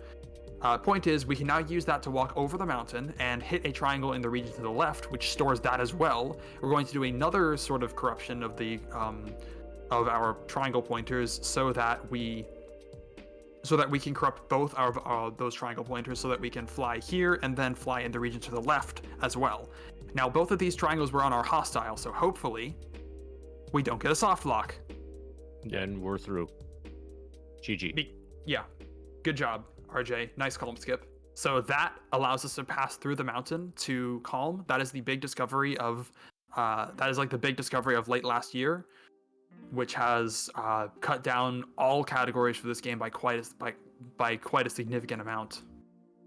Because Calm is boring and being able to skip it is fun. What encounter did RJ just get there? Did he get the encounter 65 or not? I don't think he did. I wasn't really paying attention though. Did he get an encounter at all? He got an Yeah, he encounter, did. but I didn't see which encounter that was. Okay, not 65. Okay. Yeah, Okay, you actually have to pay it. Has a chocobo. So, one of the requirements for the glitch we're going to be doing in a bit is to be on the Junon side of the overworld, like be in the Junon region, and also to have our game moment high enough so that we're past Calm. We can do both. We can do both of those by doing Calm skip and then going to the Turks cutscene, which sets our game moment high. Busatai also doing a very good safety save there. So if he gets a soft lock, which is definitely not impossible, then he'll be able to reload and just try the trick again. I'm at least pretty sure that he'll be able to try the trick again if he reloads.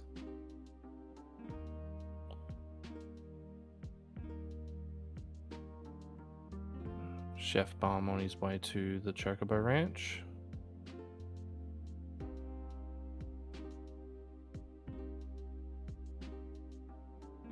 RJ has reset and loaded the save file from before going to Calm.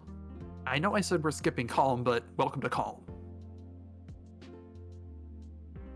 Busatai on Calm skip is about to go over the mountains. Oh, Busatai messed up. He messed up storing his region to the left. So he wasn't able to cross over after corrupting both regions.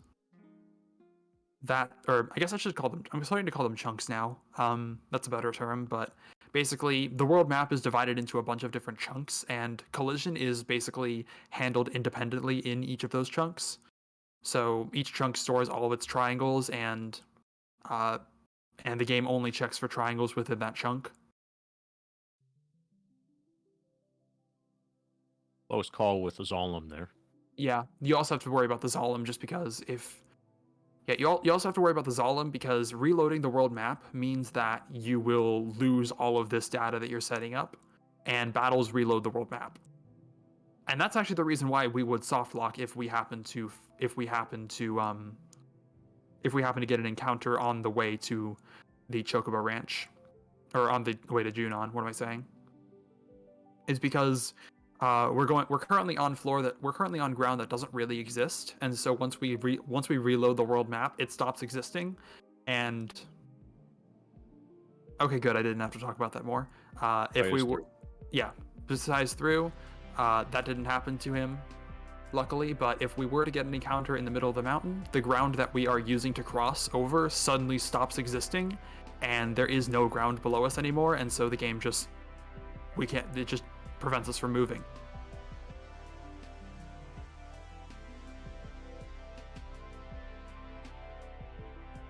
Chef Bomb caught a Chocobo.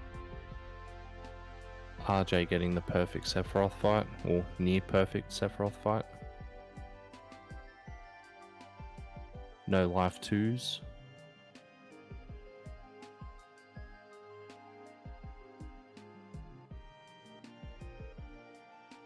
Yeah, and Chef Bomb starting out with his calm skip.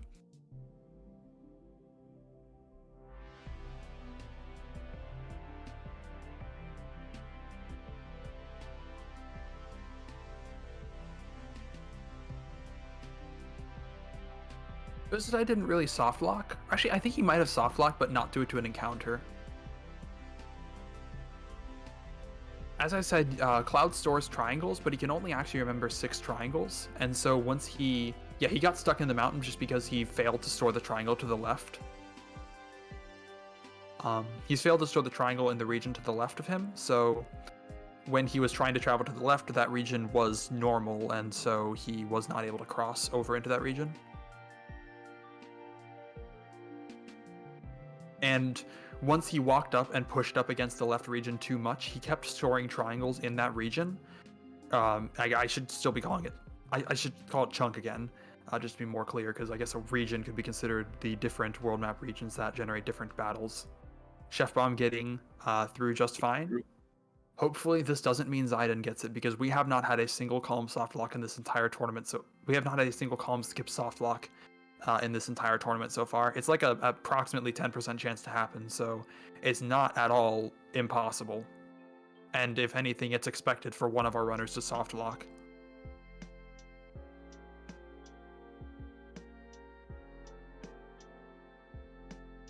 It's sort of unfortunate. So how long until we have one of these races where we have 6 runners and every one of them soft locks and none of them had made a safety save? We just got to do enough races and eventually we'll get one like that, I guess. RJ just used photo skip. Yeah, you have to use photo skip in this category. Oh. So, in short, what we now need to do is die. This glitch that we're using basically abuses the both the fact that the PC version doesn't really like to clear memory when you game over, and the fact that the no rewards flag in the game is broken, is pretty broken basically. We're at a part of the game where you're not supposed to be able to level up or get items from battles, and so if you were to win a battle, then it just goes right back to the overworld. However, it always goes back to a field map. But what if you were to get a world map battle but with the no rewards battle? Like, if you were to have the no battle rewards flag active, but get a world map battle, it's going to take you back to the last field map you were on, not the last world map area you were on. And so we're going to load up our save file outside of, that's in the Junon region. And because the PC version doesn't like to clear memory, it turns out we still have the no rewards battle flag active. As a result, when we kill this fight, we are not going to get a reward screen, and we're going to go back to the last field map we were on.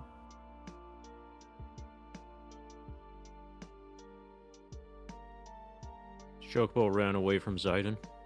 Oh, that's unfortunate. Oh no. Yeah, if he's not doing manip, and then he definitely needs to have a green and be on wait. So yeah, RJ got warped back to this field, which was the last field he was on. And now we're going to be doing a different version of this battle warp that we just did. Oh, unfortunate. RJ got an encounter right before leaving. This won't really affect the glitch, though taking additional damage is actually going to be good if we do so.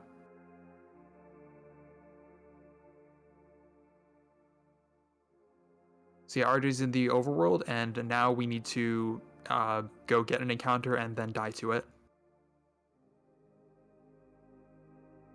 And what this will do is essentially, because we're getting an encounter in the overworld, we don't exactly have a last field that we were on.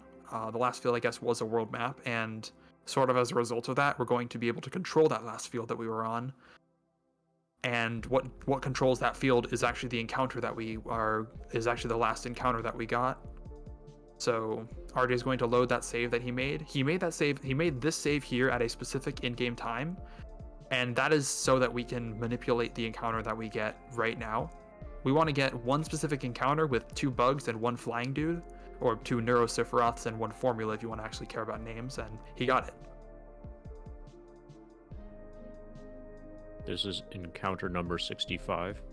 Yeah, this is battle formation 65 in the game. So we just got that fight, and now we need to win a fight, and the game will use the last encounter formation that we had as our map to warp to.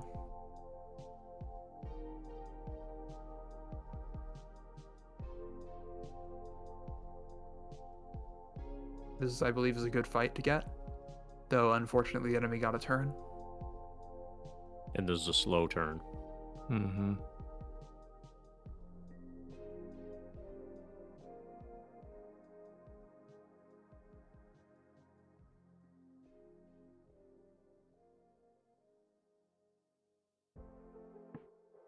And welcome to the debug room. And welcome to the end of the game. Efficient use of the debug room. So RJ has used this glitch to warp to the debug room and instantly win the game by warping to the final area. This is able to be done because the game doesn't actually have like a specific option to warp to exactly this area.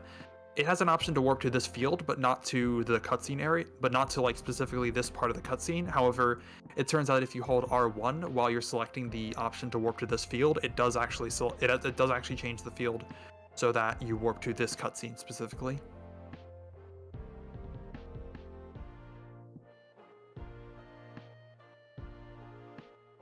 Oh, and now we're back in the reactor. Oh no, that's reactor 5, I think. It is, yes. We were supposed to have skipped that. Now, to slash or not to slash? We're not slashing. We're not slashing. Yeah, well, this is going to be a fairly good PB for RJ. Congrats RJ, he now has the Yeah. best time in the tournament so far. Congrats on the GG. 142.25.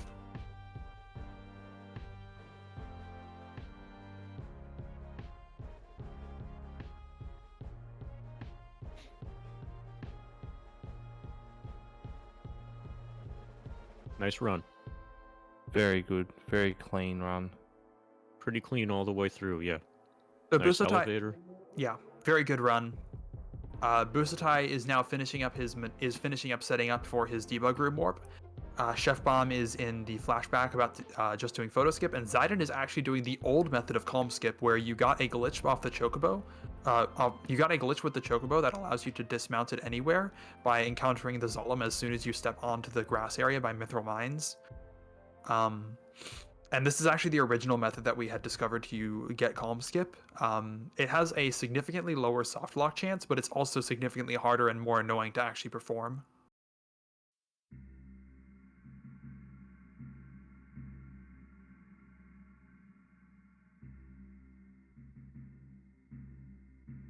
This can still soft lock if you get an encounter in the water. Oh, Zidon. Or you hit the wrong block. Yeah, Zyda hit the wrong area and didn't make it over the gap to get to the other side of the river. So We'll find out right now if he saved.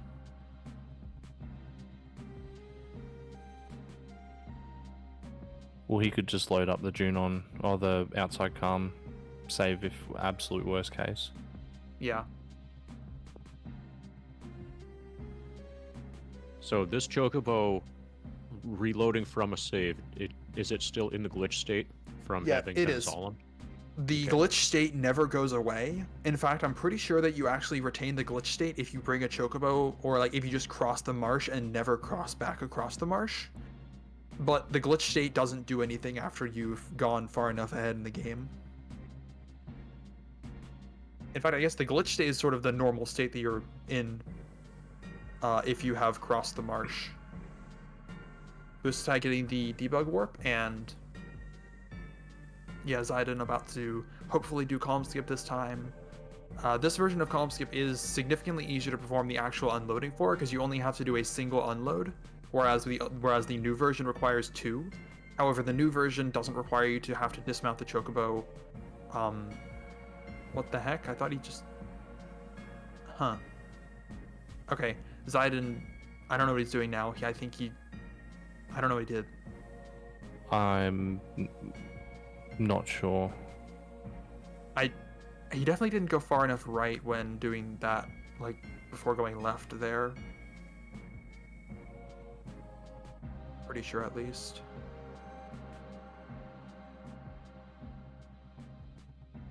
Busatai closing in on Sephiroth. Yeah, I think he just realized that that didn't Yeah. work and gave up. Yeah.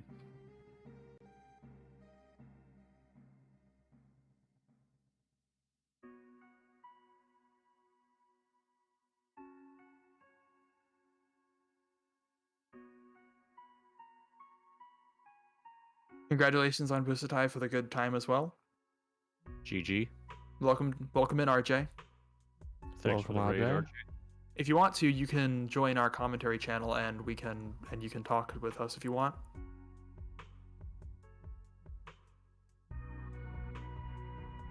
Or if you don't have a role that lets you join, you should just be able to join either the Just Chatting, like you should just be able to join the Just Chatting channel and we'll drag you in.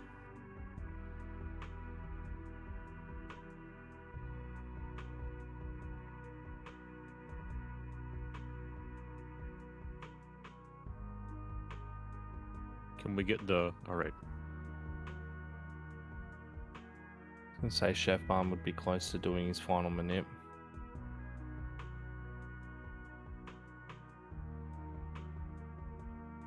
Might have to restart my comp because of system clock manip. Okay.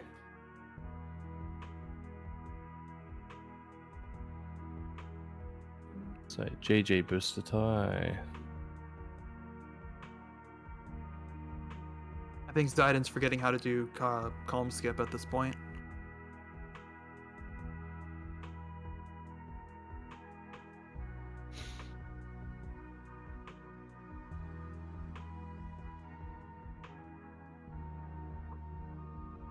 On an unrelated note, if you want column skip soft locks, apparently P-Town got one on his 100% run. But Oh, earlier no. today, or... No, like a couple minutes ago. Okay. Yeah, Yeah. P-Town is running now, yeah.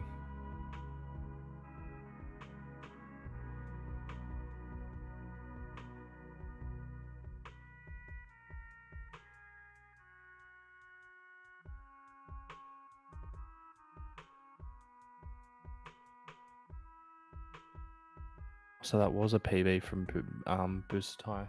Awesome. Yeah, congratulations to RJ and Busatai on that. 2 PBs so far. Chef Bomb has done the warp. Closing in on Sephiroth.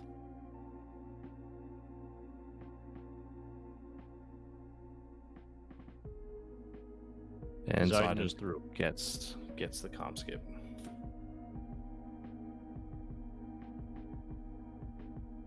Zidon also getting Encounter 65 here. This is actually something you need to be worried about if you're doing IGT manips for an encounter. He's also getting bodied by the enemies, so he actually might not be able to kill the fights that he gets. Unless he has Phoenix Downs or something. He might have to go to Junon and buy Phoenix Downs. Or maybe He before could. Condor. Yeah, he could take a nap at Fort Condor. No Phoenix Downs.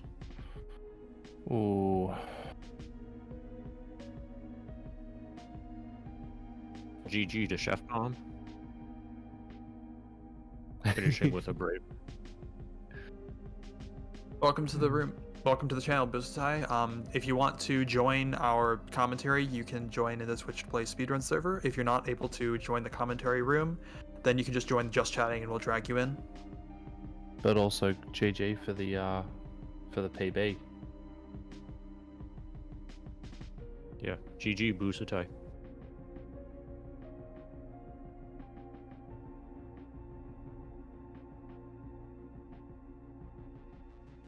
So we can now stay at J-Chalk and Zidon for the rest of the stream, it looks like. Unfortunately, TPS said that they can't actually put the double. They can't actually bring JChalk up to the large view because they're streaming on YouTube. Okay. Ah. So that messes up your controller, right? That's what messed up his controller, yeah. Damn YouTubers. Maybe, who knows? Hello, Busatai. Hello. How is everybody today? Hello, RJ as well. Hey RJ, hey Busatai. Hey. GG LPs. Runs Thank went you, well. thank you. Yeah, Except runs for went well. except for messing up comp skip with dodgy movement. Yeah, unfortunate. That was definitely a movement thing, not an RNG thing. No, totally 100%.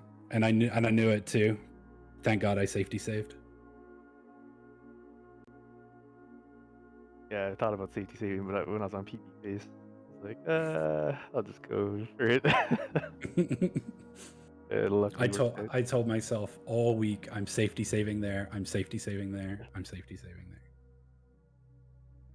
there. It was a good run. That was all.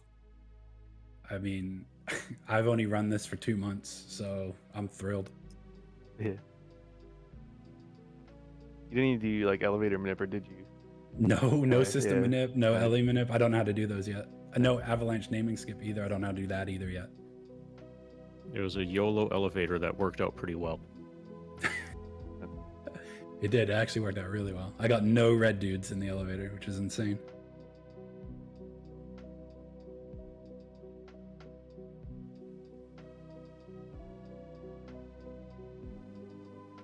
That coming up to the life 2 moment. I luckily did not get life 2, but Dragon got 2 attacks on me. It wasn't the best, but not the worst. Okay, so we have a workaround to see J-Chalk.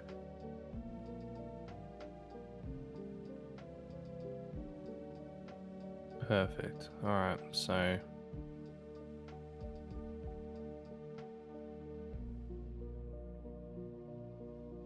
Oop.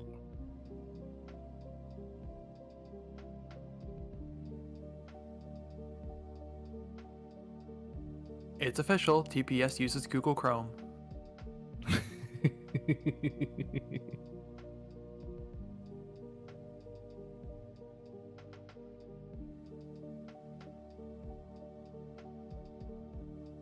So J-Chalk is holding a controller.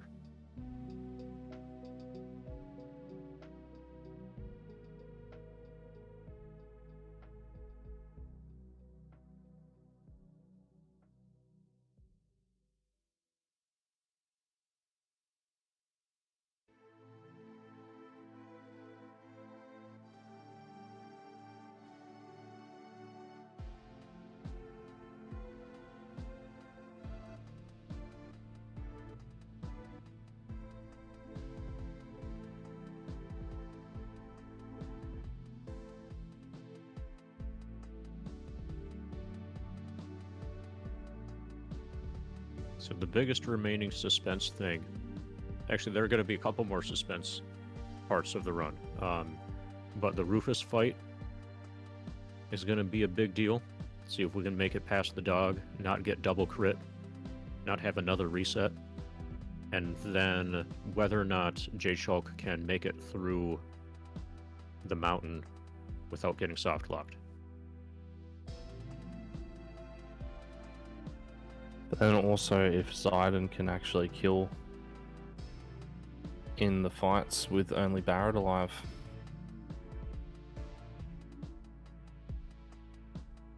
Oh, is that all? Yeah, is this Barrett alive? Yeah, Barrett's at full HP Okay. and has a big shot ready. I think the Zemslet fight might be the only one you win with that. I guess it depends. The one dude, he like pushes your row first. And so you get like a free kind of turn there, I guess, without taking damage. But then he hits like really hard, especially if you're in the front row after he switches the row. Do like 200 per hit or something, I think.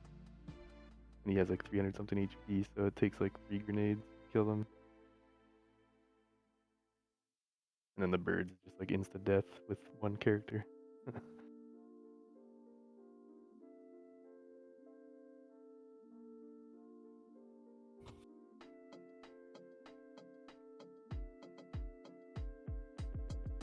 So this could be where resilience pays off for J-Chalk. True. If he can catch up to Zidane, if there's any issues with Zidane killing enemies. Yeah. Chef. Or maybe him getting photo skip. You never know. Yeah, that's right. Yeah. He seems to be struggling getting photo skips, so Yeah, that could be a problem. I guess since he did the river skip, right? Yeah, he Could have did probably river. gone. He could have like stopped at Junon and bought like a couple Phoenix Downs if he wanted, I guess, before going to the Mithril Mines. Or you we talk- mentioned stopping into Fort Condor for the inn there. J-Chalk showing us that he... Right. Yeah, J-Chalk showing us that, yes, he does indeed have a controller. I think Junon might be faster though, because I think for Condor you have to talk. Or can you use the inn? You do Because at you have Fort to run Condor, you against have to it. talk. Forget though. Maybe you can use the inn though without talking. I don't remember. I can't recall, but I know you I'm can't shop. pretty sure. You can't shop until you like agree to help them, but I not think sure it's the about same with the inn. I'm not sure. But yeah, it would take longer.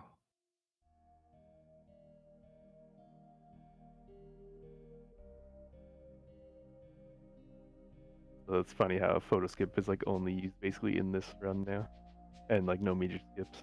I think, right? But the PC run is like where you never do photo skip basically because of the guaranteed soft lock later. But for this route, you have to do it. We've gone from PC being basically the only run that didn't use photo skip to Yeah. PC being the only run that does use photo skip. Yeah. How the tables have turntabled. It's almost like they're spinning. It's almost like Heli Gunner's spinning. They have Eris dead and sleep on red.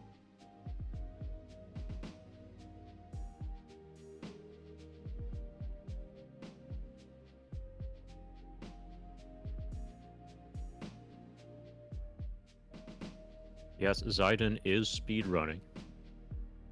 It is required to do this. Technically, you can not do this and then do Strong. mansion skip, but no.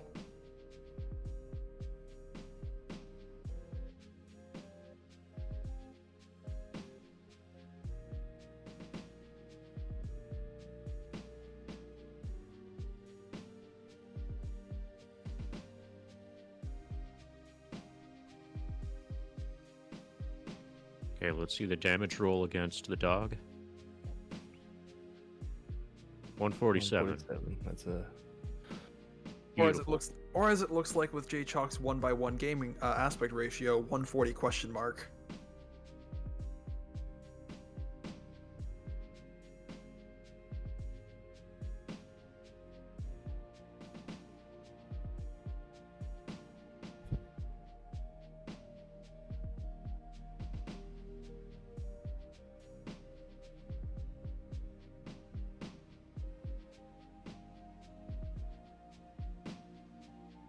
It looks like some... Okay, Stream Elements. Stream Elements is trying to perform photo skip. See that in chat? Try entering up 2 seconds to hold up for 2 seconds. Combine input. Like up 500 milliseconds, 800 milliseconds.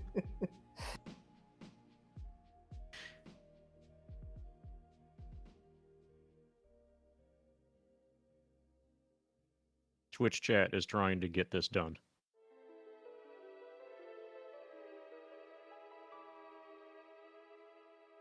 Yeah, you know you're in trouble when Stream Elements is trying to give you tips on how to do photo skip.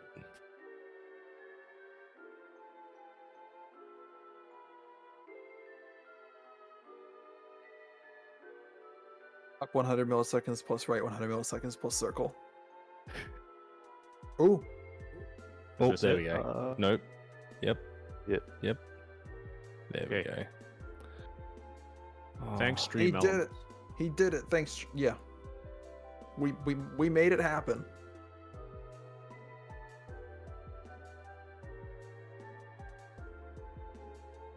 Easy clap.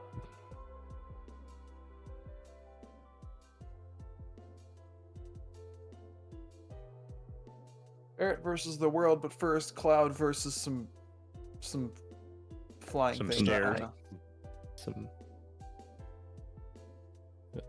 J call. That was J the call stairs coming boss. up. Now we have the Lightning window again. boss. The window boss. Boom. Beautiful window boss. One of the more scripted fights in the game.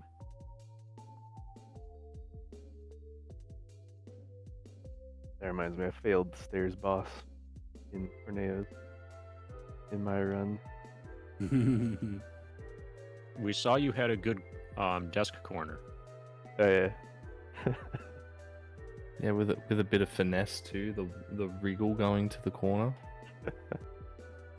Yeah, just like tap L1 kind of thing as I go up there.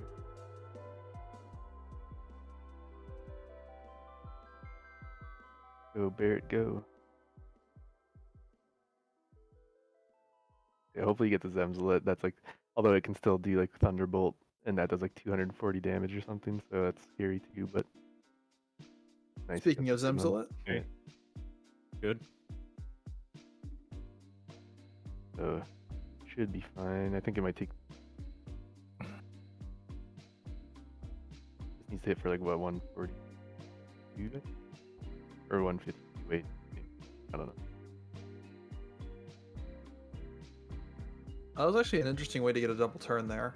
He limited during Zemzalet's attack, which froze all ATBs, and then he was able to gain ATB quicker than Zemzalet and do a grenade.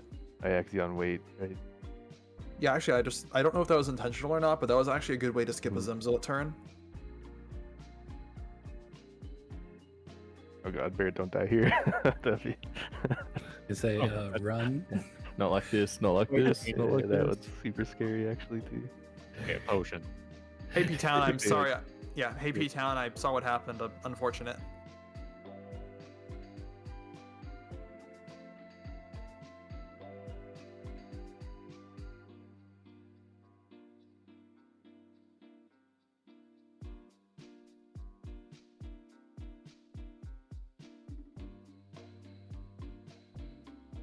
I hope Zayden knows about that. Like if you die with Barrett, like you don't have to reload and do photo skip and stuff all over again. Like if he dies, you can just reload that Junon save and keep trying until you don't die, basically.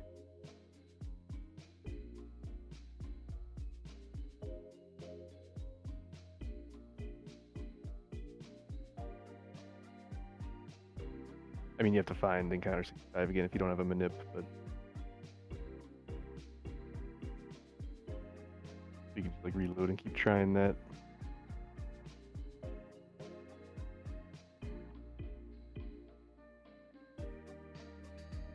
So Zayden now looking for Encounter 65.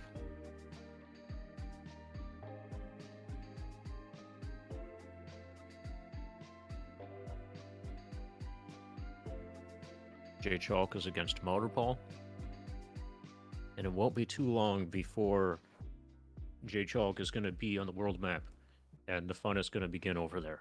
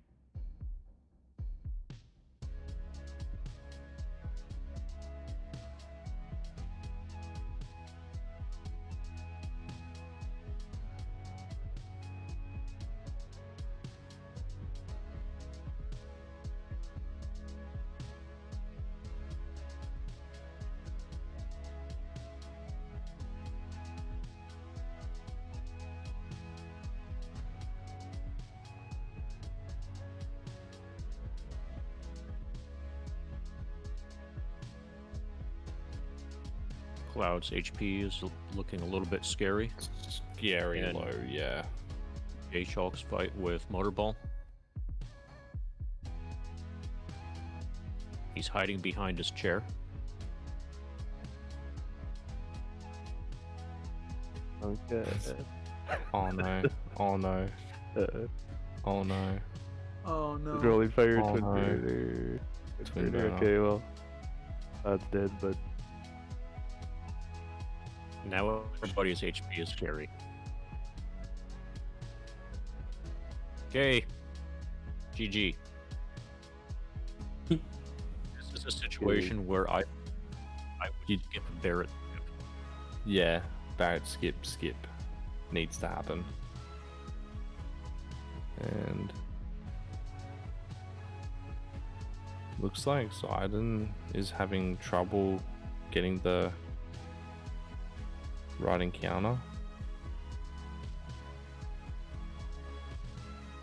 you have enough money. I think sleeping at the ranch is like a little faster, maybe, but I don't know.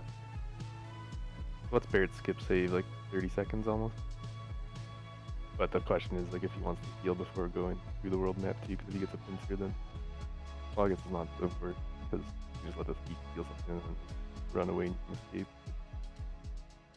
Still a bit risky if you don't heal here, going through the world map. Especially with, like, ostrich back attacks in the ranch area, grasslands area.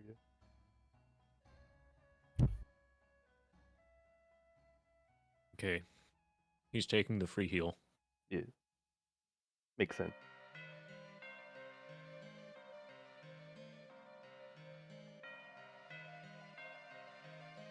Zidane gets the right encounter.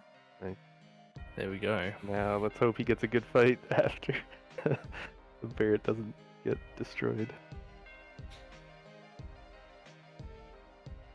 I'm a bit surprised he's not healing. Yeah, I'm so, surprised he's not healing. Yeah, he needs to heal. Oh no, that's He so used Make- Oh like this guy's gonna kill him in like Yeah, for sure. Yeah, that's a Hell Rider V2. turn, I think. Let's push him to the back row. Is he front row right now? No, he's back row, right? So yeah, he's gonna take like 200 something no. on this next hit. 212. Oh no, not like this. And Not like that's this. and that's GG for that He's Barrett up. at least. Yeah. So you can just load this back up and then get encounter 65 again and then New Barrett. He's Reload, Zidane is Ivan. Reload. reload. Yeah, reload that same.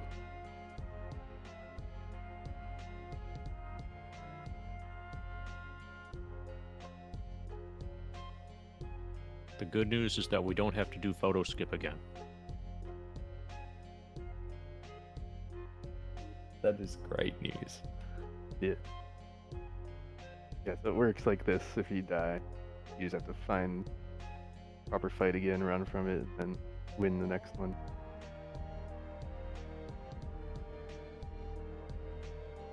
I think if you warped, yeah, if you just like won the next fight, it would warp you to whatever field that last fight you died in. Wherever that would warp you to. 'Cause dying or like running is like the same. Because like the other thing you could do is even die in encounter 65, load up your other save again, and then win the next fight, and that'll work well for the debug you.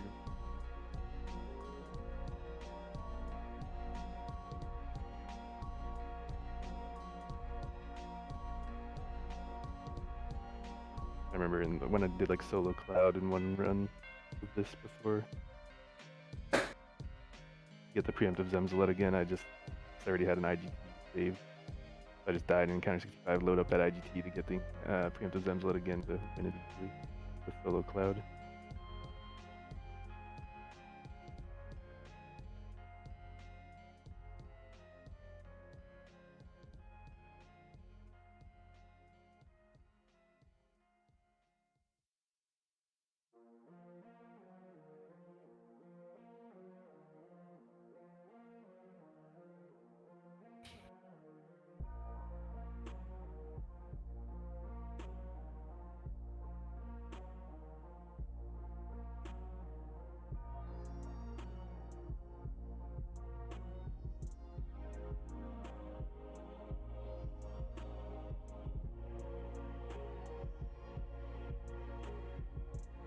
J-Chalk trying to catch Chocobo. Not using Throwing greens. greens. Oh, never mind. He did. He is using greens. Just in time, probably. Yeah, I was gonna say that would be very borderline. Oh And no, we've got- Zidane getting the suboptimal encounter again. Might be okay. One, hopefully. He's taking quite as much damage.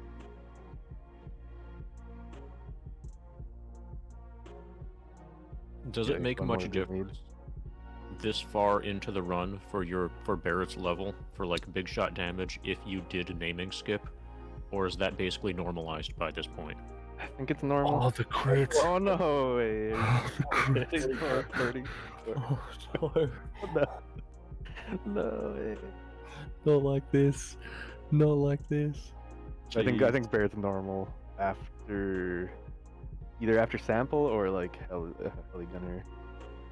One of those I think is when he gets back to like normal level. J-Chalk gets Got Zolom'd. Zolom'd. Oh, the miss.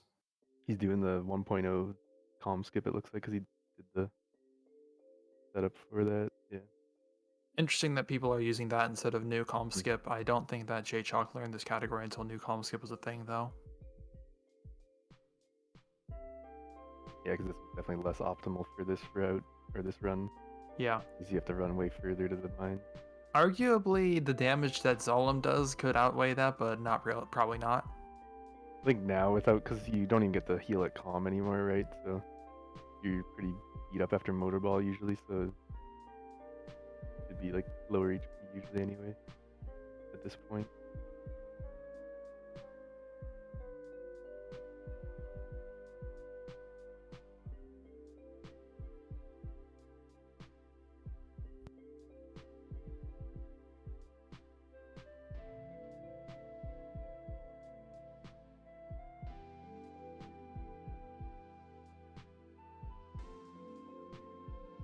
Actually is like getting closer and closer as Barrett dies and these other fights. J-Chalk is through. And we need to talk to the Turks.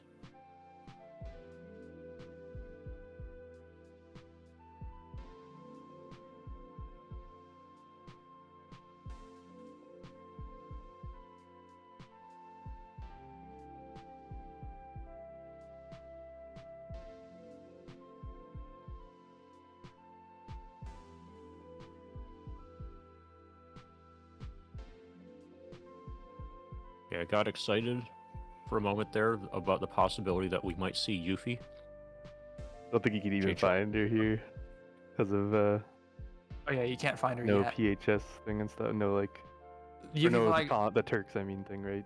Yeah, the Yuffie flag is Yeah. first set by Turk's cutscene. Yeah. So now, so I guess now we can see Yuffie after this cutscene comes up.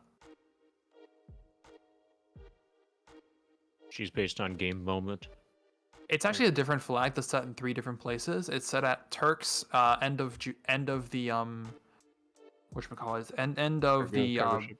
end of cargo ship, and also Cosmo Canyon. Yeah, and it's hilarious that For some reason, it just sets the flag at all three of those places, despite the fact that I don't think the game ever unsets the flag.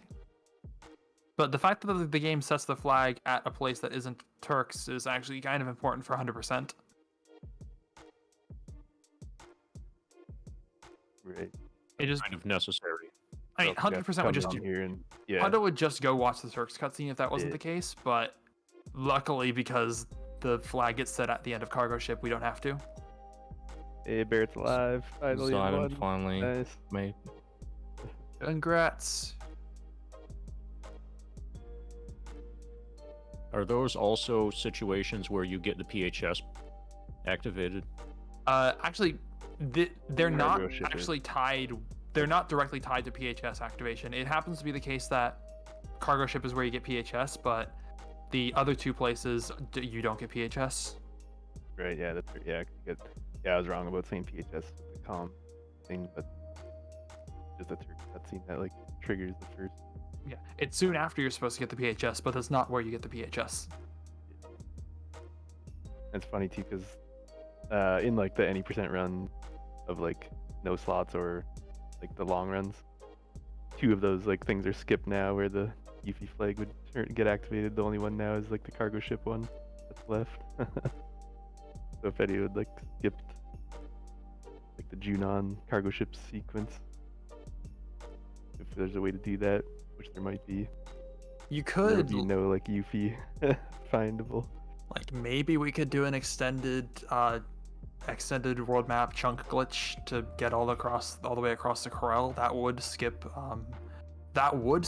the cargo ship Right. and the PHS completely. Hmm. GG Zidane. Yeah, GG. GG Zidane, that was a hard fought finish. The only place you end up using PHS in like no slots is right before Bone Village. I think actually is like the only time where It is now, yeah. We used to use it a bit more often, yeah. but all the other ones are just like forced party. So I guess we'd have to switch to Barrett instead of Sid Yeah, for the late game. I don't know how that would work. Eventually, where's the next point that it forces you to pick a party after that? Well, Sid would get forced in at Rocket Town at least, but actually it'd be before. It'd be like when Cloud leaves party, I guess, Yeah. in like the deal. Cloud Presumably- leaves Even then, party. even then, you could just pick your party with the like operation room guy if you needed, I guess. Without PHS, I think it lets you still. Probably. And once you're on disc 3, well, I guess any percent no slots run probably isn't going to care at this point, but once you're on disc 3, you can exit the northern crater and reset your party that way.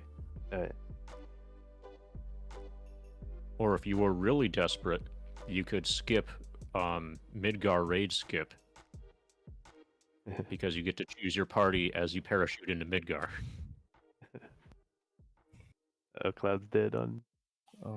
Is Jay gonna get the infamous life too? No.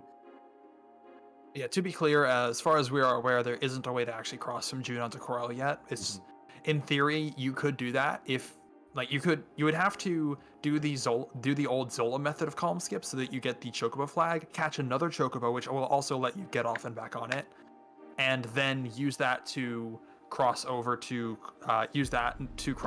Junon to Corel.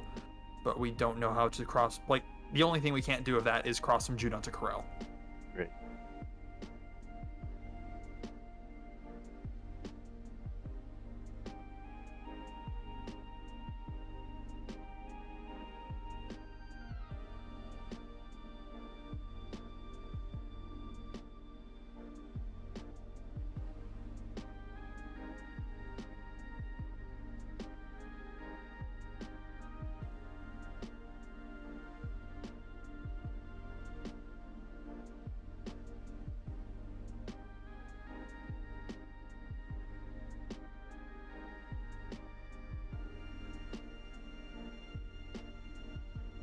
So GG to Zayden.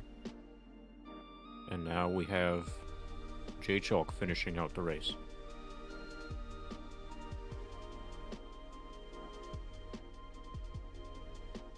It's almost time for photo skip again.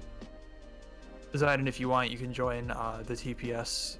You can join one of our TPS channels, and we'll drag you in if you want. If you want to be on commentary.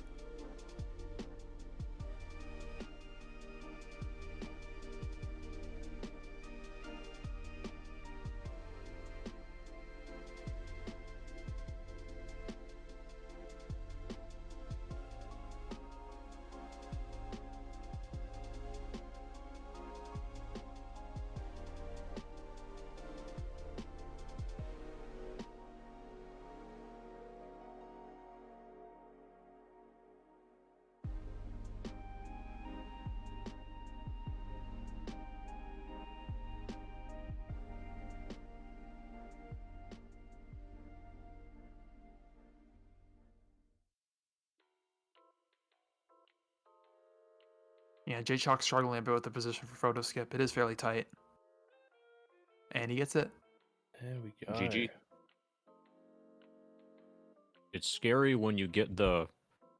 It looks a little bit like a soft lock when you get caught kind of inside that other character model. But it's fine.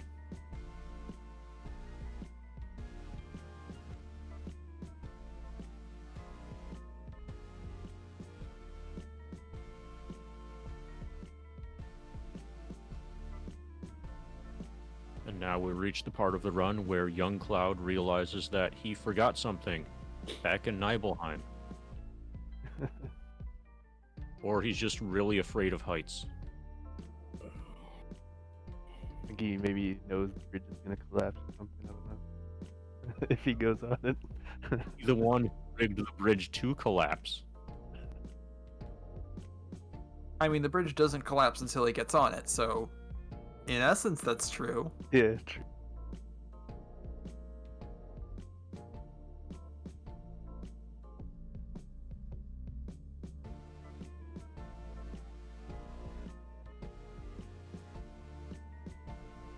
You see, if you play through the entire game, you find out eventually that this Cloud that ran away, this young Cloud that ran away, was just an ordinary Shinra soldier who was very cowardly.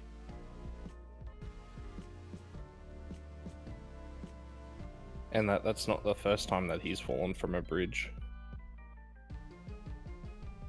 Cloud, historically very unlucky at that bridge. And bridges in general.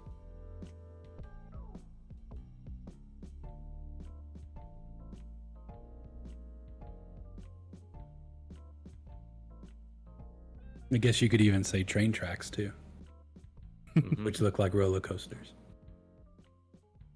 Yeah, and we're going to see the Reactor 5 bridge, before long. One of the places that he's good at falling from. Yeah, gravity is not his friend. Gravity and bridges. It's okay. There's a flower bed and a church to break his fall, right? Every time. As long as you hold R1, it's going to be fine. Mhm. Lucky that's the cutscene that actually plays to you when you're on disc 1 at that point. Just like a little tiny 5-second or not even 5 seconds little FMV. That would Instead be of like a annoying if minute it something. Could you imagine if it played the supernova animation? Or imagine it's like the Aerith end of disc 1 scene or something. That'd be kind of hilarious though. Oh, yeah, by the way, we skipped this part, but you get to see Aerith die anyway.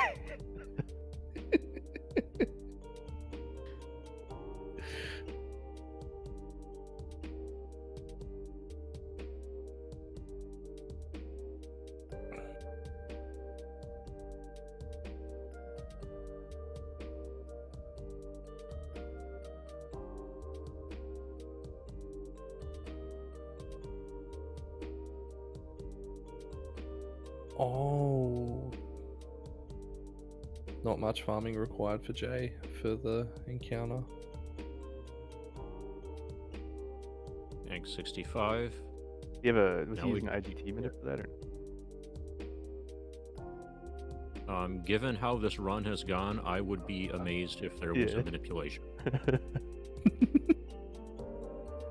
Fair. And gets the ideal encounter there So too. it was a luck-based manipulation. It works 12% of the time or whatever it is. They say 50% of the time it works every time.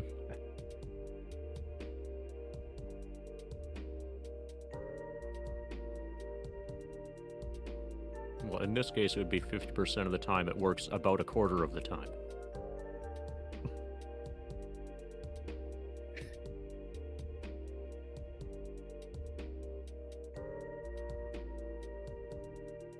Hold R1. This is like the moment where, similar to like Midgar raid skip, if you like let go of. The I don't inputs think too he got early, it. No, he got it. Okay, we got it. Okay. That would be But very really, unfortunate like, to end up yeah. accidentally fighting Sephiroth. I was gonna say Fighting, he like, had safer. Yeah, I think it brings you to the. If you mess it up, it's like at the start of the final descent part, I believe, at the platform. I think is where it Mhm. brings. Yeah, Yeah, it he had is. that. He had that look of pure fear on his face that he didn't get it. So, but he got it, so he's fine. Pretty So sure in it the soft past- locks you too on the final descent. Yeah, I think it does. I think you can't even finish the run actually if you don't hold R1. So how was it done before? Oh, there's the bridge we fall from. I believe we. Or it was like Yeah, last wasn't there 4-2, I landing? think was what you picked, and you started at what was it? Yeah, we used to Where start at is the bottom of the Nova? final descent. Yeah. We did all like the debug stuff, like leveling up with the pyramid, Oh, yeah. leveling up materia. Okay, And then doing the because whole you're boss warping to the same screen, which is both the start of Final Descent and the post Safer Sephiroth Right. screen. Yeah. Yeah, you're actually. Just whether or Like, not you Yeah, use the R1 R1. trigger. Yeah, R1 modifies it to bring you to the before shirtless Sephiroth part. Yeah, and I If you don't think. hold R1, it brings you to the beginning. Yeah, I think we didn't warp there. We warped to the beginning of the Genova Synthesis fight, but that is the same screen in both cases. It's just whether or not the game sets it up so that you have done or have not done the final boss gauntlet yet. So J Chalk has got an ending skip. His game Oh, it did crashed. crash. Perfect timing. This is a new skip, everybody. You're, yeah. Ending skip. This is a valid run. This I was joking We got about it at the end. Like I was like, well, we got to do PvE or whatever, unless my game just crashes before I get to the very end.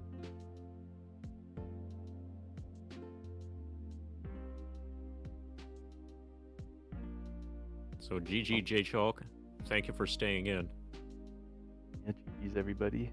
You were asking before if we could beat the game without killing Sephiroth, and while we hit Sephiroth, he hasn't been seen dying yet. We have not seen the bloody face.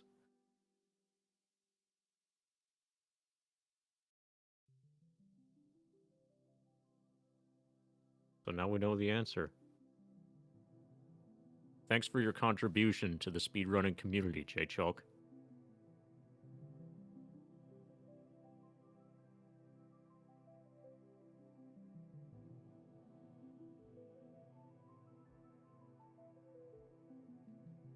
It was a fun race. Take care, everybody.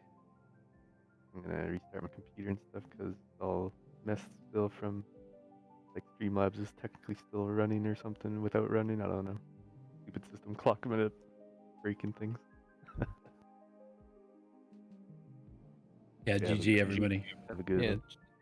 GG.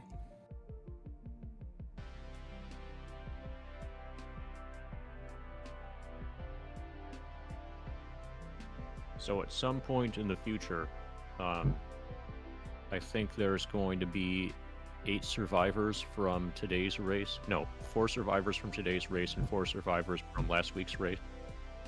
That will move on to like some other kind of event. I don't know if it will be a final or a semi-final or whatever, but apparently this is going to be structured towards, There you go. actually getting down to a single winner. Yeah, I think we should gear up for a P-Town raid. Who's doing a hundo run at the moment? Yeah, he started a hundo run pretty much when we started, but unfortunately he got a calm skip soft lock as far as I'm aware, so he's actually on his second run, and unfortunately just failing playground skip. Oh no. Hello. Hello. How are you? Pretty good. A little tired, Good. but pretty good. Yeah. So I'm happy that I stuck with it, even though I started off with my controller having some issues. Tried doing keyboard for a bit, wasn't working out, so I switched back to the controller. It was weird because when I started, as you all pointed out, my circle button was opening my menu, so every time I tried to talk to somebody, it would open the menu. I was like, oh no, what the heck? But what's weird though is that I literally was just practicing, and it was working just fine. So like the moment I started the race, it did the thing. I don't know, it was weird, but I finished. That was almost really exciting towards the end there. Happy I stuck with it. Yeah, Yeah. as far as I'm aware, you are using DS for Windows or whatever That's it was correct. called. That's You, correct. if you haven't already, you might want to consider just Steam's native controller mapping support. Interesting. I I'll have haven't to look really, into that. I haven't really had trouble with that, with getting that to work, and it seems to not conflict with FF7's, or at least it seems to completely override FF7's internal native controller mapping, which if you're using Joy to Key or something like that to sort of hack it together, then that can sometimes be a problem. Okay. I agree with that. I use Joy to Key only for D-pad, so it doesn't. So I map my D-pad to the analog. Oh yeah, that's a good idea. Everything else I mapped in Steam, because when I used Joy to Key for everything, I would get a bunch of like missed or double inputs on all the button presses. So I support what you're saying, 100%. Yeah. This was also pretty monk. This is the first time I played this game since December, and I was like panicking on like every little skip, and especially like the manipulations at the end. I'm like, I don't remember what I'm doing. Just so you know, we just raided. So you're not live anymore, just so you know. Sorry, that was kind of sudden. That's fine. Or if we are live, we'll presumably get cut soon. We have far fewer viewers right now if we are still live. Yeah, it just happened. We're on P-Town stream Apologies, now. yeah, I didn't realize that would cut you guys out. I thought it might keep the commentary going as we raided P-Town. Yeah, don't worry about it. alright. My mic isn't even up. Yeah, I didn't realize it would cut you guys off. But yeah, It's that also was worth- awesome. It's also worth saying Classic's doing Hundo right now as well. He's like 11 hours in. Yeah, I think once it's been, I can't really control it after that. But I thought that was you did really well, guys. That was super interesting the whole way through. I'm looking forward to next weekend. Who's doing commentary next weekend? I guess I can come back. Yeah, everybody, you're all welcome. I think what we might do is ask all the runners to sit in another channel somewhere so that you guys can pull them in and out as you need to. So in mid race, you can be like, oh, let's have talk to this guy about this, or if there's a down beat or whatever you need in space you want to fill. Maybe you guys can I- control that. I'm not sure I'd like that. I would- If I were a runner, I'm not sure I would like that. I would get guess that, that yeah. most runners want to not do any kind of talking during the So what speed they run. could do is be like inactive within there. Yeah, I guess you're right. No, you're right. Yeah. Okay, I'll take that on board. No worries. Yeah. No, I guess that if makes sense. we were to give them the permission to be able to drag runners in here, that might be nice. Yeah, but just something, just so you have more control or something. But yeah, I get that, I didn't consider the fact that they're concentrating on fucking speedrun. So yeah, that makes total sense that they wouldn't want to get dragged into a room so against the wall. Yeah, no worries. Yeah, that makes total sense. But no, awesome. I thought it was really, really well done. So I'm looking forward to next weekend. So I think will it's well not done. be able to do commentary next week. No worries. That's it. But yeah, thank you very much for the time you have. Thank you guys. Take care, Yeah. everybody. See GG, ya. everybody. I'm feeling Weird. tired. I don't know whether it's from I don't know whether it's from the booster or from me just being here for like 2 hours straight. No, yeah, it must be tiring though talking because you got to keep active for like 2 full hours and engage people. Yeah, I can imagine it's not easy. So Yeah, I had to go get extra water a couple times. yeah, No, I hope you We'll decide. We'll decide who won that race, who got 4th place. I don't know right now what we're going to decide yet. That was my thing. And then, but it's likely with 8 runners that someone's not going to turn, because even with 6 runners, there's always at least one. Because we were supposed to have 7, I think, both times. That's why the overlay is like smaller than it should be. Yeah. Because it was originally supposed to be 7 per race, and then the last race is going to be 8. So I figured, I'm not going to do. I'll just put the 2 in. I'll remove chat and the commentary bubble and put two other screens in. So if everybody shows up, we'll just draw straws and kick somebody out. Yeah, well, if everyone turns up, which I think is going to be unlikely, but what we could do then is just give it to the next person who came for us. I think Jay did really well. Like to come back after like the start and with the controller thing. So that'd be good. But yeah, whoever is like next in line, whoever had the next best time, could be a way to do it, so that we have a backup runner, and so we can start with 8 runners. But yeah, I really enjoyed that. That was cool. I'm looking forward to next weekend as well. So I'm going to pop off anyway. Thank you very much, gentlemen. Have a good night. No, thank See ya. you. Take care, everybody. See you later, guys. Have a good night, or day, or whatever. It's the start of my day now, so. All right. See ya. Yeah, Take care.